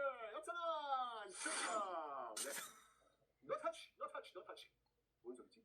여러분들 옛날에 그 개항기에 이제 이 외국 세력들이 우리나라의 그 이권들을 많이 가져가요. 그중에서 미국이 참 좋아했던 게 미국 연합도에 골드 러쉬라는 게 있잖아요. 그래서 이 금을 찾아서 이 서부 개척들이 이루어지지 않습니까? 근데 똑같아요. 우리나라도 마찬가지고 우리가 왔더니 금에 그냥 눈이 멀어가지고 그냥 금을 어떻게 가져가요.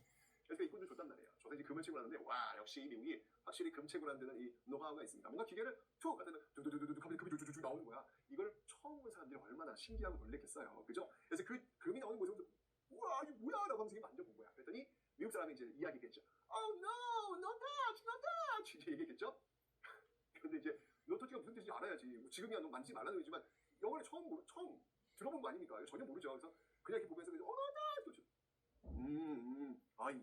쟤네들은 이걸 이 노다지라고 하는 거 노다지 이렇게 막 나오는 거 노다지 그래서 막 이 금이 막 쏟아져 나오는 것들을 막 노다지라고 이야기했다는 노타치가 이 노다지가 됐다는 그런 전설적 이야기가 들리고 있습니다. 우리나라의 어떤 그 이권이 넘어가는 그 과정에서 나왔던 하나의 우스갯소리지만 또 이렇게 웃을 수 없는 그런 이야기가 아닐까 하는 생각이 드네요. 네, 맞습니다. 문이 열리고 우리 어떤 이권들이 많이 외국으로 유출되죠. 그 과정 속에서 우리 또 어떤 모습을 대응하고 저항했는지 그 내용을 지금 한번 살펴보도록 하겠습니다. 자, 여러분들 우리가 일단 그 두 개는 뭐냐면 강화도 조약 그리고 조미수호 통상 조약 이 두 라인을 일단 기억하고 계셔야 돼요. 이 강화도 조약 라인하고 그다음에 이 조미수호 통상 조약 라인을 반드시 여러분들 기억을 좀 해놓으셔야 되겠습니다. 자, 지금 한번 가볼게요. 자, 강화도 조약은 여러분 76년도, 1876년도 체결됩니다. 그죠? 이 강화도 조약, 무속 조약을 통틀어 가지고 어떤 내용들이 있었는지를 복습하는 거예요. 복습. 새로운 거 아닙니다. 자, 일단 여러분들 강화도 조약에서는 무속 조약을 포함해서 관세가 설정되지 않았다라고 제가 설명드렸습니다. 관세가 설정되지 않았다라고 설명드렸습니다. 관세 없어요. 관세가 설정되지 않았고요. 그 다음에 최혜국 대우 자동 업그레이드 규정이라고 했죠? 있다 없다. 네, 최혜국 대우 규정도 없어요. 네, 최혜국 대우 규정도 없어요. 이게 이제 76년도 라인을 지금 우리가 공부하고 있는 겁니다. 자, 요 라인을 꼭 기억하셔야 돼요, 여러분들. 요 라인, 1876년도 요 라인 어떤 내용들인지 보자는 이야기예요. 그 다음에 여러분들 어떤 내용이냐면 개항장 밖으로 나갈 수가 없어요. 그죠? 개항장 안에서만 부산, 원산, 인천, 그 신리, 동서남북 신리, 개항장 신리, 그 밖으로는 벗어날 수 없다. 그래서 개항장 무역이다라고 이야기했습니다. 강화도 조약의 핵심은 뭐냐면 바로 이 개항장 무역이다라고 제가 설명을 드렸습니다. 자, 기억해 놓으시면 되고요. 그 다음에 곡물이 유출되는 것, 그 곡물이 유출되는 것을 막을 수 있는 어떤 그런 내용이 있다 없다? 있다 없다? 없다. 그래서 무제한적으로 이 곡물이 유출될 수가 있다. 오케이. 자, 요게 바로 76년도 요 강화도 조약 요 라인이에요. 요 라인. 자, 그래서 강화도 조약 요거 한번 다시 파란색으로 이렇게 제가 한번 왜냐면 요 띠 제가 파란색을 동일시하게 만들어 놓은 겁니다. 자, 요게 76년도 띠예요. 요게 76년도 띠예요. 강화도 조약 체결하면서 나타난 모습들이에요. 그런데 이렇게 결정되었던 것들이 이제 굉장히 많이 바뀔 거예요. 개항장 무역이니까 여러분들 이거 내지무역 안으로 들어갈 수 없다는 이야기잖아, 그렇죠? 내륙으로 들어갈 수가 없다. 그래서 내지무역은 불가하다. 뭐 이런 내용이 지금 나왔단 말이에요. 자, 그렇다면 이게 이제 82년도 라인이에요. 82년도 라인. 이 82년도 라인이 되면서 어떻게 변화했을까라는 거예요. 오늘 노란색으로 한번 좀 쳐보도록 하겠습니다. 노란색, 요 띠를 기억하시라고 제가 설명드렸습니다. 요 띠 중요합니다. 요 82년도 띠. 왜냐면 76년도와 82년도 요 라인 사이에 볼 수 있는 모습으로 오른 것은 또는 82년 라인 요 이후에 볼 수 있는 모습으로 오른 것은 이렇게 많이 물어봐요. 예, 그래서 명확히 여러분들 알고 있어야 돼요. 82년도에 그럼 뭐가 있는데 그렇게 중요한데 있죠. 제일 중요한 건 바로 이 조미수호 통상 조약이다라고 하는 거 이거를 체결한단 말이에요. 조미수호 통상 조약이 굉장히 큰 변화입니다. 왜냐면 앞에서 체결했던 이 강화도 조약의 틀을 많이 흔들어 놔요. 많이 흔들어 놓습니다. 그래서 여러분들 이거 기억해 놓으셔야 되고요. 그리고 이문을 할 때 이제 청이 진압하면서 영수증 내밀죠. 영수증 내밀 때 바로 이 조청 상민수리 무역정정이라는 거 이거를 체결하게 되더라라고 설명드렸습니다. 그래서 노란색으로 이렇게 한번 만들어 보는 거예요. 일본인 가만히 있겠나? 청년한테 이렇게 줬으니까 우리도 줘라고 했겠죠. 자, 이러면서 조청 조일 통상 장정이라고 하는 것을 또 체결하게 됩니다. 이렇게 노란색 띠를 또 하나 제가 이렇게 만들어놨습니다. 조청 띠를 한번 만들어 보는 청 상민수리 무역 기억해 놓으셔야 되고요. 그리고 이문을 할 때 이제 청이 진압하면서 영수증 내밀죠. 영수증 내밀 때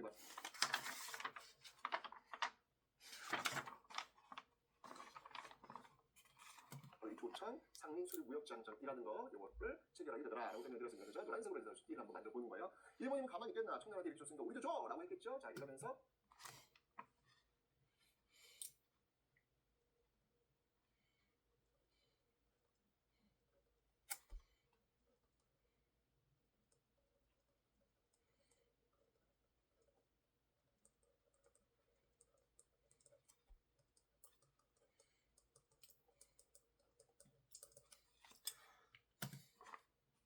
조천 조일 통상 장정이라고 하는 것을 또 체결하게 됩니다. 이렇게 노란색 띠를 또 하나 제가 이렇게 만들어놨습니다. 그렇죠, 여러분들? 좋았습니다.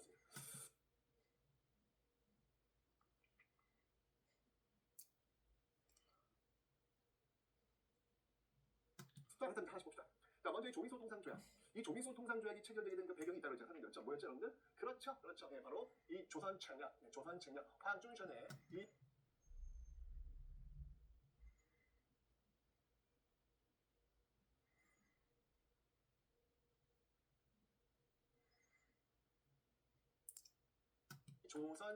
그렇죠. 예, 바로 이 조선청약, 황중전의 이 조선청약의 영향을 받아서 파악된 그 배경이 있다고 제가 설명드렸죠. 뭐였죠, 여러분들?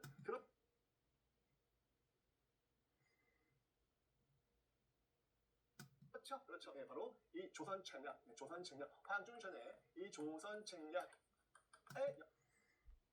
영향을 받은 청약, 이 조미소 통상조약이 체결되게 된 그 배경이 있다고 제가 설명드렸죠. 뭐였죠, 여러분들? 그렇죠. 예, 바로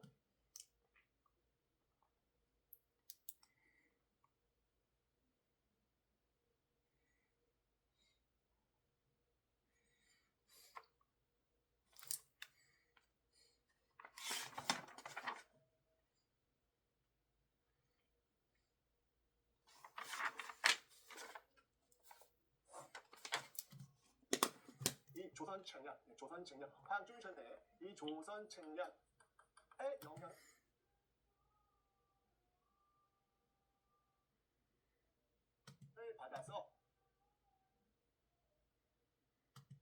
받아서 결국은 조미소 통상조약이 체결되었다라고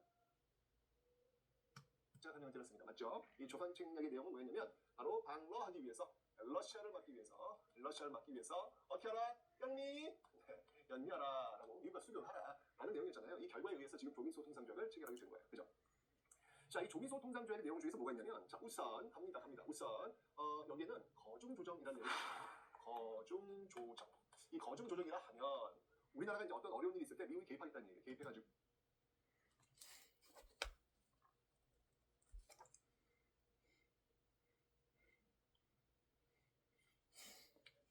그 사이에서 조정해주겠다. 예, 우리를 좀 도와주겠다라고 하는 내용. 여러분들 그런데 나중에 여러분들 우리가 일본으로 넘어가는 그 과정에서 우리가 바로 이 조미소 통상조약의 거중조정 이 조항을 내미고 부탁을 합니다. 부탁 들어줄까 안 들어줄까? 네, 안 들어줘요. 가스라 테프트 미락이라는 게 있습니다. 네, 여기서 미국은 필리핀을 가져가고 일본은 조선을 가져가고 이런 약속들을 체결하게 되는 것이죠. 다시 한번 얘기합니다, 여러분들. 외교엔 영원한 고강도, 영원한 적도 존재하지 않습니다. 오로지 북익만이 존재할 뿐입니다. 뱀처럼 지혜로워야 된다. 라는 걸 좀 말씀드리고 있는 거예요. 자, 그래서 거중 조정이라는 얘기가 들어가 있고요. 그 다음에 여러분들, 저 76년기에서 강화도 조약부 라인에서 여러분들 관세가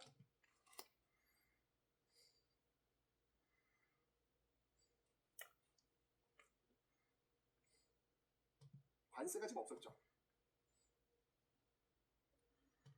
그렇죠. 관세 조항이 없었단 말이에요. 그렇죠? 관세 조항이 없었는데 여기서 들어가요. 네, 여기서 이제 드디어 들어가게 됩니다. 82년기 이후부터는 관세라는 게 있겠네. 요거 이제 여러분들 놓치지 마시라는 거예요. 그 다음에 여러분 관세 조항이 이제 없다 보니까 이제 어떤 문제점들이 발생했냐면 일단 기본적으로 여러분들이 간의 수공업자들이 엄청나게 타격을 입어요. 간의 수공업. 여기서 이제 물건을 만드는 사람들이 어마어마한 타격을 받을 수밖에 없단 말이에요.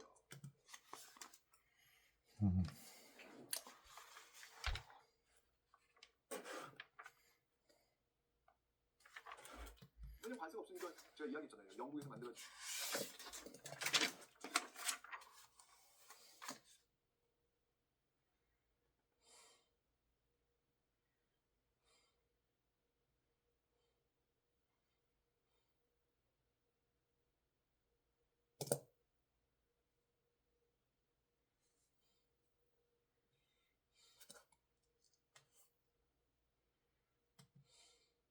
그 굉장히 산업혁명 만드는 굉장히 좋은 면제품들이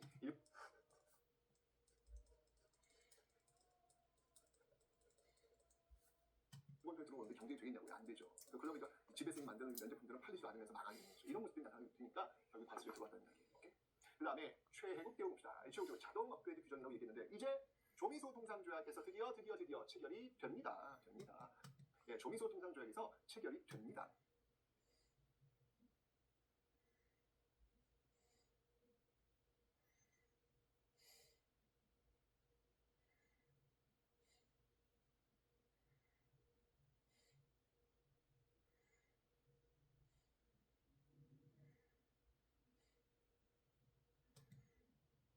오케이? 네, 굉장히 중요한 일이죠. 그 이후부터 이 최혜국 대우 계속 다른 나라들 다 해결이 됩니다. 드디어 그 집에서 만드는 면제품들은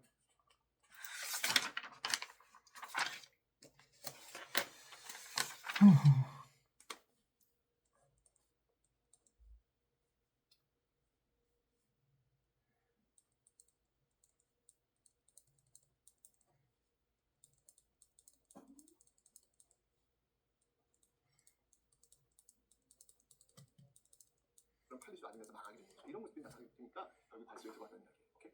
그 다음에 최혜국 대우 봅시다. 최혜국 대우 자동 업그레이드 규정이라고 얘기했는데 이제 조미소 통상조약에서 드디어 체결이 됩니다. 네, 조미소 통상조약에서 체결이 됩니다. 오케이? 네, 굉장히 중요한 일이죠. 그 이후부터 이 최혜국 대우 규정이 계속 다른 나라들 다 적용되는 그런 모습들이 나타날 수밖에 없구나라는 것을 알 수 있겠죠. 그죠? 좋습니다.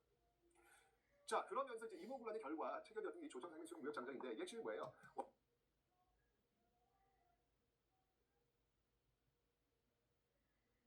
원래 강화도 조약에서는 계량장 밖으로 벗어날 수 없잖아. 그죠? 그런데 이제 벗어날 수 있단 말이야. 왜?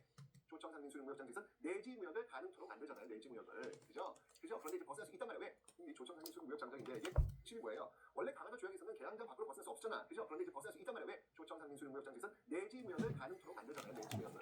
그러면서 이제 이모군란의 결과 체결되었던 이 조청상민수용 무역장정인데 이게 핵심이 뭐예요? 원래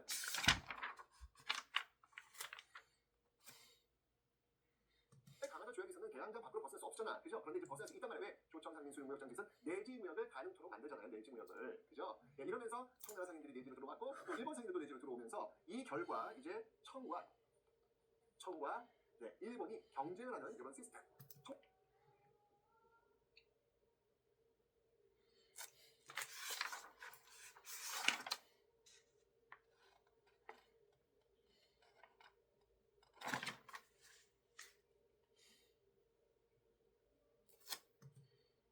청나라 상인이 들어오니까 이제까지 사실 일본이 거의 국조하는 시켰잖아요. 그래서 청나라 상인이 들어온단 말이에요. 그러니까 이런 것들이 갈등이 돼서 나중에 청일전쟁으로 연결되는 그런 어떤 연결고리도 된다라는 것을 기억하시면 되겠습니다. 그렇죠? 자, 그 다음에 그러니까 이제 내지 무역을 할 수 없으니까 여기서 이제 좋았던 건 뭐냐면 사실 좋았던 것도 있어야 하나. 그게 뭐냐면 우리 그 전통 상인들 있잖아. 이 전통 상인들이 돈 좀 벌었겠지. 보부상이라든지 객주라든지 이런 사람들이 좀 돈 좀 만졌겠지. 왜? 이 사람들이 지금 내지무역 할 수 없으니까 이 안으로 물건을 집어넣으려면 이 전통상인들을 통해가지고 넣을 수밖에 없잖아요. 그죠? 그러니까 뭐 보부상이라든지 뭐 객주라든지 뭐 보부상이라든지 뭐 객주라든지 또는 뭐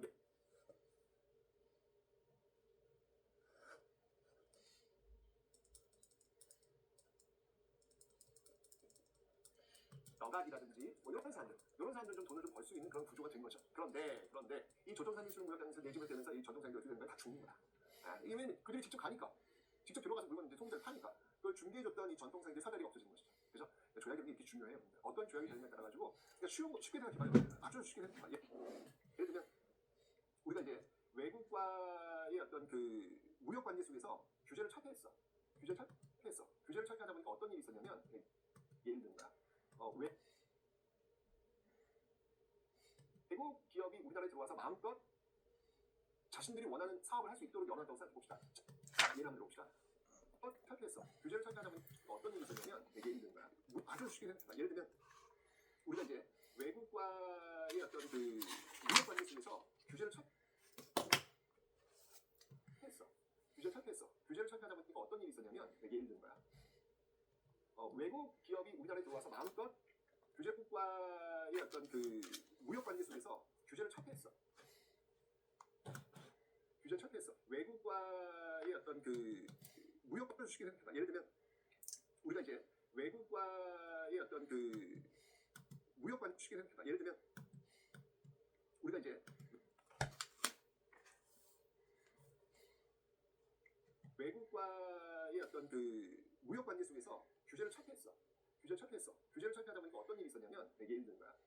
외국 기업이 우리나라에 들어와서 마음껏 자신들이 뭐냐면 쉽게 생각해봐요, 여러분들. 아주 쉽게 생각해봐. 예를 들면 우리가 이제 외국과의 어떤 그 무역 관계 속에서 규제를 철폐했어. 규제를 철폐하다 보니까 어떤 일이 있었냐면 예를 든 거야. 외국 기업이 우리나라에 들어와서 마음껏 자신들이 원하는 그 무역 관계 속에서 규제를 철폐했어.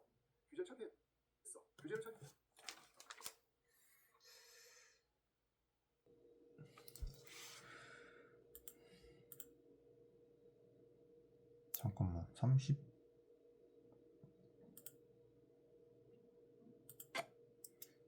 쉽게 들어가는 모습 보이고 있죠. 자, 그 다음 단계라고 합니다. 그 다음 단계. 이 을사늑약이 체결되면서 이 을사늑약 체결된 1905년 22에 어떤 일이 있었냐면 이제 널전에서 일본이 확실히 승리하면서 이제 완벽하게 그냥 우리 어떤 그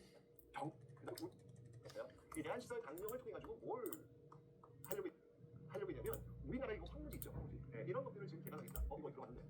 그렇지. 애국개방운동에서 이걸 막아냈던 그런 모습이잖아요. 이런 어떤 그 황무지가 요구 이런 것들이 지금 대한시설 강령을 통해 가지고 나타나고 있다라는 얘기지. 맨 처음 초창기는 서로 물건을 교환하는 단계였어. 그 다음 단계 아간파천 90년대 되면 이제 우리 이걸 가져가려고 그래. 그 다음 단계 뭐야? 이제 땅을 가져가려고 하는 거야. 와우. 이제 서서히 지금 그 우리 어떤 그렇게 되는 거야. 우리가 거의 조선상가 80년대. 이 80년대 지금 어떤 단계냐면 단순히 물건을 사고 파는 그런 단계야. 물건. 이러면서 경인선, 경부선 다 일본이 이렇게 되는 그런 모습들을 지금 갖고 오고 있더라. 하여튼 뭐야 이거? 정말 이게 지금 이 아간파천 상님 제발 봐. 나무를 좋아해. 일본이 살았다는 이 보빙사가 있다는 얘기야. 이 보빙사 중에 누가 있었냐면 이 보빙사들이 일본의 최지역을 주면서 어떤 조항이 바꾸게 한 거예요. 여기서 이제 방법령, 무제한으로 이 공무원이 유출되지 않을 수 있는 방법령 조항이 여기 이제 드디어 들어가게 됩니다. 다행이죠. 사실 이런 것에 들어가는 거는 다행이죠. 방법령 다시 규제 때 찌무역을 할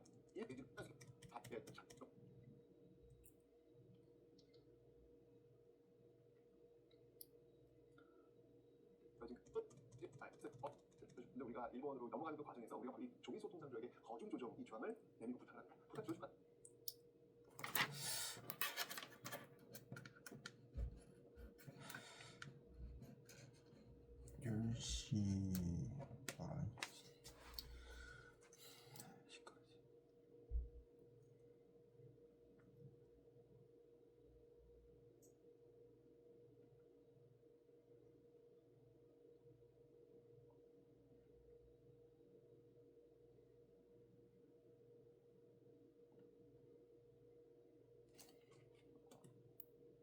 안 들어줄까? 네, 안 들어줘요. 다스라 탁트 미락이라는 소통상 이 거중은 갑니다. 우선 여기에는 거중 조정이라는 거중 조정. 이 거중 조정이라 하면 우리나라가 어떤 어려운 일이 있을 때 미국이 개입하겠다는 얘기예요. 개입해가지고 그 사이에서 조정해주겠다. 우리를 좀 도와주겠다라고 하는 내용. 여러분들 그런데 나중에 여러분들 우리가 일본으로 넘어가는 그 과정에서 우리가 이 조미소 통상조약의 거중 조정 이 조항을 내밀고 부탁을 합니다. 부탁 들어줄까? 네, 안 들어줘요. 다스라 팩트 미락이라는 게 있습니다. 네, 여기서 미국은 필리핀을 가져가고 일본은 조선을 가져가고 이런 약속들을 체결하게 되는 것이죠. 다시 한번 여러분들 외교에 영원한 우방도 영원한 적도 존재하지 않습니다. 오로지 북익만이 존재할 뿐입니다. 뱀처럼 지혜로워야 합니다. 나머지 다시 말씀드리면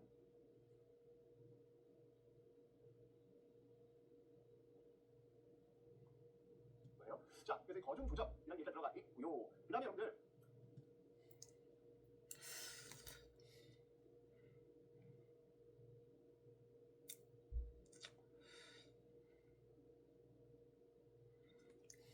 저 76년 뒤에서 강화도 조약고 라인에서 여러분 관세가 지금 없었죠. 그렇죠. 관세 조항이 없단 말이에요. 그렇죠. 관세가 없는데 여기서 들어가요. 여기서 들어가게 됩니다. 어허. 82년 뒤 이후부터는 관세라는 게 있겠네. 요거 이제 여러분들 놓치지 마시라는 거예요. 그 다음에 근데 여러분 관세 조항이 이제 없다 보니까 이제 어떤 문제점들이 발생했냐면 일단 기본적으로 여러분들 간의 수공업자들이 엄청나게 타격을 입어요. 간의 수공업자. 여기서 이제 물건 만드는 사람들이 어마어마한 타격을 받을 수밖에 없단 말이에요. 왜냐면 관세가 없으니까 제가 이야기했잖아요. 영국에서 만들어진 그 굉장히 산업혁명 만드는 굉장히 좋은 면제품들이 일본 통째로 오는데 경쟁이 되겠냐고 안 되죠. 그러다 보니까 집에서 만드는 면제품들은 팔리지도 않으면서 망하게 되는 거죠. 이런 모습들이 나타나니까 결국 관세를 들어가는 이야기. 오케이? 그 다음에 최혜국 떼어봅시다. 최혜국 자동 업그레이드 규정이라고 얘기했는데 이제 조미소 통상조약에서 드디어 체결이 됩니다. 네, 조미소 통상조약에서 체결이 됩니다. 오케이? 네. 굉장히 중요한 얘기죠. 그 이후부터 이 최혜국 떼어부족에 계속 다른 나라들 다 적용되는 그런 모습들이 나타날 수밖에 없구나라는 것을 알 수 있겠죠. 그죠? 좋습니다. 자, 그러면서 이제 이모블란의 결과 체결되는 이 조청상민수무역장장인데 이 핵심이 뭐예요? 원래 다른 조약에서는 대한민국을 벗을 수 없잖아. 그죠? 그런데 이제 벗을 수 있단 말이에요. 왜? 조청상민수무역장에서 내지무역을 가능토록 만들잖아요. 내지무역을. 그죠? 네, 이러면서 청나라 상인들이 내지로 들어가고 또 일본 상인들이 내지로 들어오면서 이 결과 이제 청과 네, 일본이 경쟁을 하는 이런 시스템. 청나라 상인이 들어오니까 이까지 사실 일본이 공격하는 시기잖아요. 청나라 상인이 들어온단 말이에요. 그러니까 이런 것들이 갈등들이 나중에 청일전쟁으로 연결되는 그런 어떤 연결고리가 된다라는 것을 기억할 수 있습니다. 그죠? 자, 그 다음에 그러니까 이제 내지무역을 할 수 없으니까 여기서 이제 좋았던 건 뭐냐면 사실 좋았던 것도 있어야 하나. 그게 뭐냐면 우리 그 전통상인들이잖아. 이 전통상인들이 돈 좀 벌었겠지. 모부상이라든지 객주라든지 이런 사람들이 좀 돈 좀 만졌겠지. 왜? 이 사람들이 지금 내지무역 할 수 없으니까 이 안으로 물건을 집어넣으려면 이 전통상인들을 통해 가지고 넣을 수밖에 없잖아요. 그죠? 그러니까 뭐 보부상이라든지 뭐 객주라든지 뭐 보부상이라든지 뭐 객주라든지 또는 뭐 여각이라든지 뭐 이런 사람들 좀 돈을 좀 벌 수 있는 그런 구조가 된 거죠. 그런데 이 조청상인 수능무역장에서 내집을 되면서 이 전통상인들이 어떻게 되는 거야? 다 죽는 거야. 이거는 그게 직접 가니까 직접 들어가서 물건 이제 송재를 파니까 그 중개해줬던 이 전통상인들 사다리가 없어진 것이죠. 그죠? 조약이 이렇게 중요해요. 어떤 조약이 되느냐에 따라 가지고 그러니까 쉽게 생각해봐요, 여러분들. 아주 쉽게 생각해봐. 예를 들면 우리가 이제 외국과의 어떤 그 무역 관계 속에서 규제를 착해했어. 규제를 착해하다 보니까 어떤 일이 있었냐면 예를 들면 외국 기업이 우리나라에 들어와서 마음껏 자신들이 원하는 사업을 할 수 있도록 열어놨다고 생각해봅시다. 자, 예를 한번 들어봅시다. 우버가 우리나라에 들어와서 마음껏 그걸 할 수 있도록 한번 열어놨다고 봅시다. 그럼 어떻게 될까요? 우리나라 택시 사업 자체가 무너질 수밖에 없어요. 그죠? 그래서 이제 그걸 못하도록 지금 우리 택시법 이런 것들이 보호돼 있잖아요. 결국 어떻게 해서 우버가 철수로 나갔죠. 똑같은 모습이에요. 이게 지금 어떤 그런 진입장벽이 있어가지고 제한이 없어버리면 이게 그걸 갖고 먹고 사는 어떤 전통적인 어떤 상인이라는 사람들은 무너질 수밖에 없는 거예요.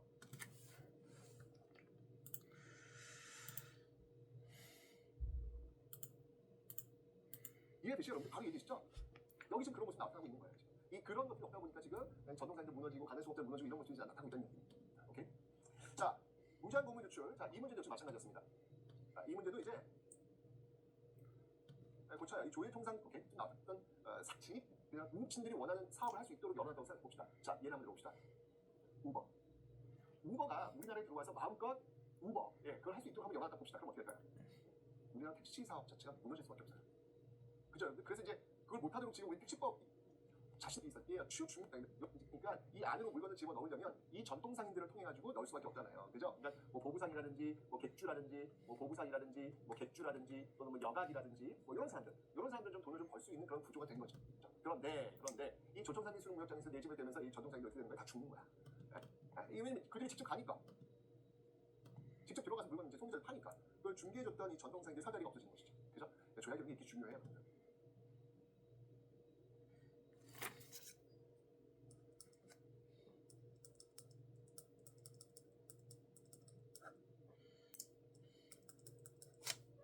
어떤 조약 물건 이제 송재를 파니까 그걸 중개해줬던 이 전통상인들 사다리가 없어지는 것이죠. 그죠? 조약이 이렇게 중요해요. 어떤 조약이 되느냐에 따라 가지고 그러니까 쉽게 생각해봐요, 여러분들. 아주 쉽게 생각해봐. 예를 들면 우리가 이제 외국과의 어떤 그 무역 관계 속에서 규제를 착해했어. 규제를 착해하다 보니까 어떤 일이 있었냐면 예를 들면 외국 기업이 우리나라에 들어와서 마음껏 자신들이 원하는 사업을 할 수 있도록 열어놨다고 생각해봅시다. 자, 예를 한번 들어봅시다. 우버. 우버가 우리나라에 들어와서 마음껏 우버, 예, 그걸 할 수 있도록 한번 열어놨다 봅시다. 그럼 어떻게 될까요? 우리나라 택시 사업 자체가 무너질 수밖에 없어요. 그죠? 여러분들? 그래서 이제 그걸 못하도록 지금 우리 택시법 이런 것들이 지금 보호돼 있잖아요. 결국 어떻게 했어요? 우버가 철수하고 나갔죠. 똑같은 모습이에요. 이게 지금 어떤 그런 진입장벽이 있어가지고 제한이 없어버리면 이게 그걸 갖고 먹고 사는 어떤 전통적인 어떤 상인이라는 사람들은 무너질 수밖에 없는 거예요. 이해되시죠? 여러분들 바로 이해되시죠? 여기 지금 그런 모습이 나타나고 있는 거예요. 지금. 이 그런 것들이 없다 보니까 지금 전통산도 무너지고 가내수업자 무너지고 이런 것들이 나타나고 있다는 얘기입니다. 오케이? 자, 무제한 공물 유출. 자, 이 문제도 역시 마찬가지였습니다. 이 문제도 이제 고쳐요. 이 조일통상장정을 체결하면서 이제 여기서 이제 뭐 일본한테 최고격 또 이제 주면서 또 이제 주거니 받거니 한 거예요. 여기서 이제 방공력, 예, 무제한으로 이 공물이 유출되지 않을 수 있는 방공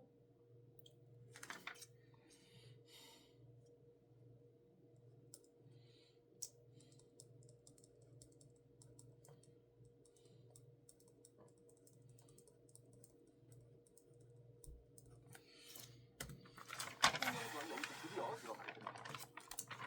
다행이죠. 사실 이런 것들 들어가는 거는 다행이죠. 방어한다는 얘기죠. 곡물이 요초대가 막을 수 있는 어떤 명 이런 것들이 만들어두고 있다라는 거예요. 그렇죠. 자, 그래서 요 파란색 띠 76년도 라인과 요 노란색 띠 요 82년도 라인을 여러분들이 명확하게 구분하고 계셔야 돼요. 그래서 요 사이 볼 수 있는 모습으로 오는 것은 관세를 지금 물지 않고 물건을 팔고 있는 외국상인들의 모습들 경장에서 또 볼 수 있겠죠. 근데 요 밖에서는 요 노란색 라인 이 밖에서는 그런 모습 볼 수 없겠죠. 관세 올리고 있으니까. 그죠? 그 부분들을 여러분들 좀 정확하게 하실 필요가 있다라는 겁니다. 오케이? 됐죠? 좋아요. 오케이. 종이소 통상조약을 체결하면서 이 종이소 통상조약을 체결하면서 이제 미국과 조약을 체결하고 여기 이제 파견된 사절단이 있어요. 네, 그 사절단이 누구냐면 바로 고빙사라고 합니다. 여러분 우리 앞에서 배웠죠. 청나라의 무기 보고 배워오세요라고 했던 영선사 그리고 일본의 수신사 그리고 조다 시찰단 있었잖아요, 그죠? 미국에 보낸 그 사절단은 이 보빙사가 있다는 얘기예요. 이 보빙사 중에 누가 있었냐면 바로 유길준이라는 인물이 있었어요. 유길준. 네, 그런 인물이 있었는데 이 유길준이 갔다 와서 이제 이런 좀 둘러보고 나서 쓴 책이 바로 서유견문. 여러분들 이거 제가 한 번 더 반복하는 거예요. 앞에서 제가 왜 중립화 이야기할 때 설명드렸었습니다. 그죠? 영국이 거기서 불법을 점령했을 때 이건 안 맞다라고 해서 유길준 부들러가 중립화론을 주장했다. 그래서 그 유길준이 썼던 책이 바로 서유견문이다 라고 말씀드렸습니다. 이건 참고로 좀 알고 계셔야 됩니다. 됐죠? 자, 어쨌든 이런 이제 80년대가 형성됐어요. 자, 시간이 흘러갑니다. 자, 갑신정변 위로부터 개혁 실패로 들어갔고 아래로부터 개혁 동원변은 실패로 들어갔고 이제 갑오 을미기혁이 진행되고 있는 그런 과정 속에서 을미사변 명성시 사건 고종이 결국 어디로 들어간다? 러시아 공사관으로 들어갔다. 아관 파천. 자, 여기서 이제 문제가 발생합니다. 러시아 공사관으로 들어갔으니까 러시아가 또 영수증 또 청구할 거 아니에요. 예. 그러면 이제 여기 뭐 줘야 될 거 아니에요. 러시아 나 보여주니까 고마워. 공짜가 어디 세상에 분명히 몇년 만이에요. 준단 말이에요. 러시아한테 뭐 하나 준다? 그러면 여러분 다시 앞으로 가볼게요. 지금 이 82년도 라인에서 지금 이 최혜국 대우가 조항이 적용됐단 말이에요. 이거 미국한테 줬다는 다 줬다는 거예요. 이후부터는요. 그죠? 그러면 이 최혜국 대우 조항이 아주 그 막강한 영향력을 행사하는 시기는 언제일까? 다른 나라한테 뭘 하나 주면 계속 다른 나라한테 뭘 줘야 되는. 그죠? 바로 이 아관 파천의 시기. 이 아관 파천의 시기가 되면서 저 최혜국 대우가 이제 완전히 그 힘을 마구마구 발휘하는 거야. 그러면서 이권 침탈이 아주 절정에 이르게 되는 이권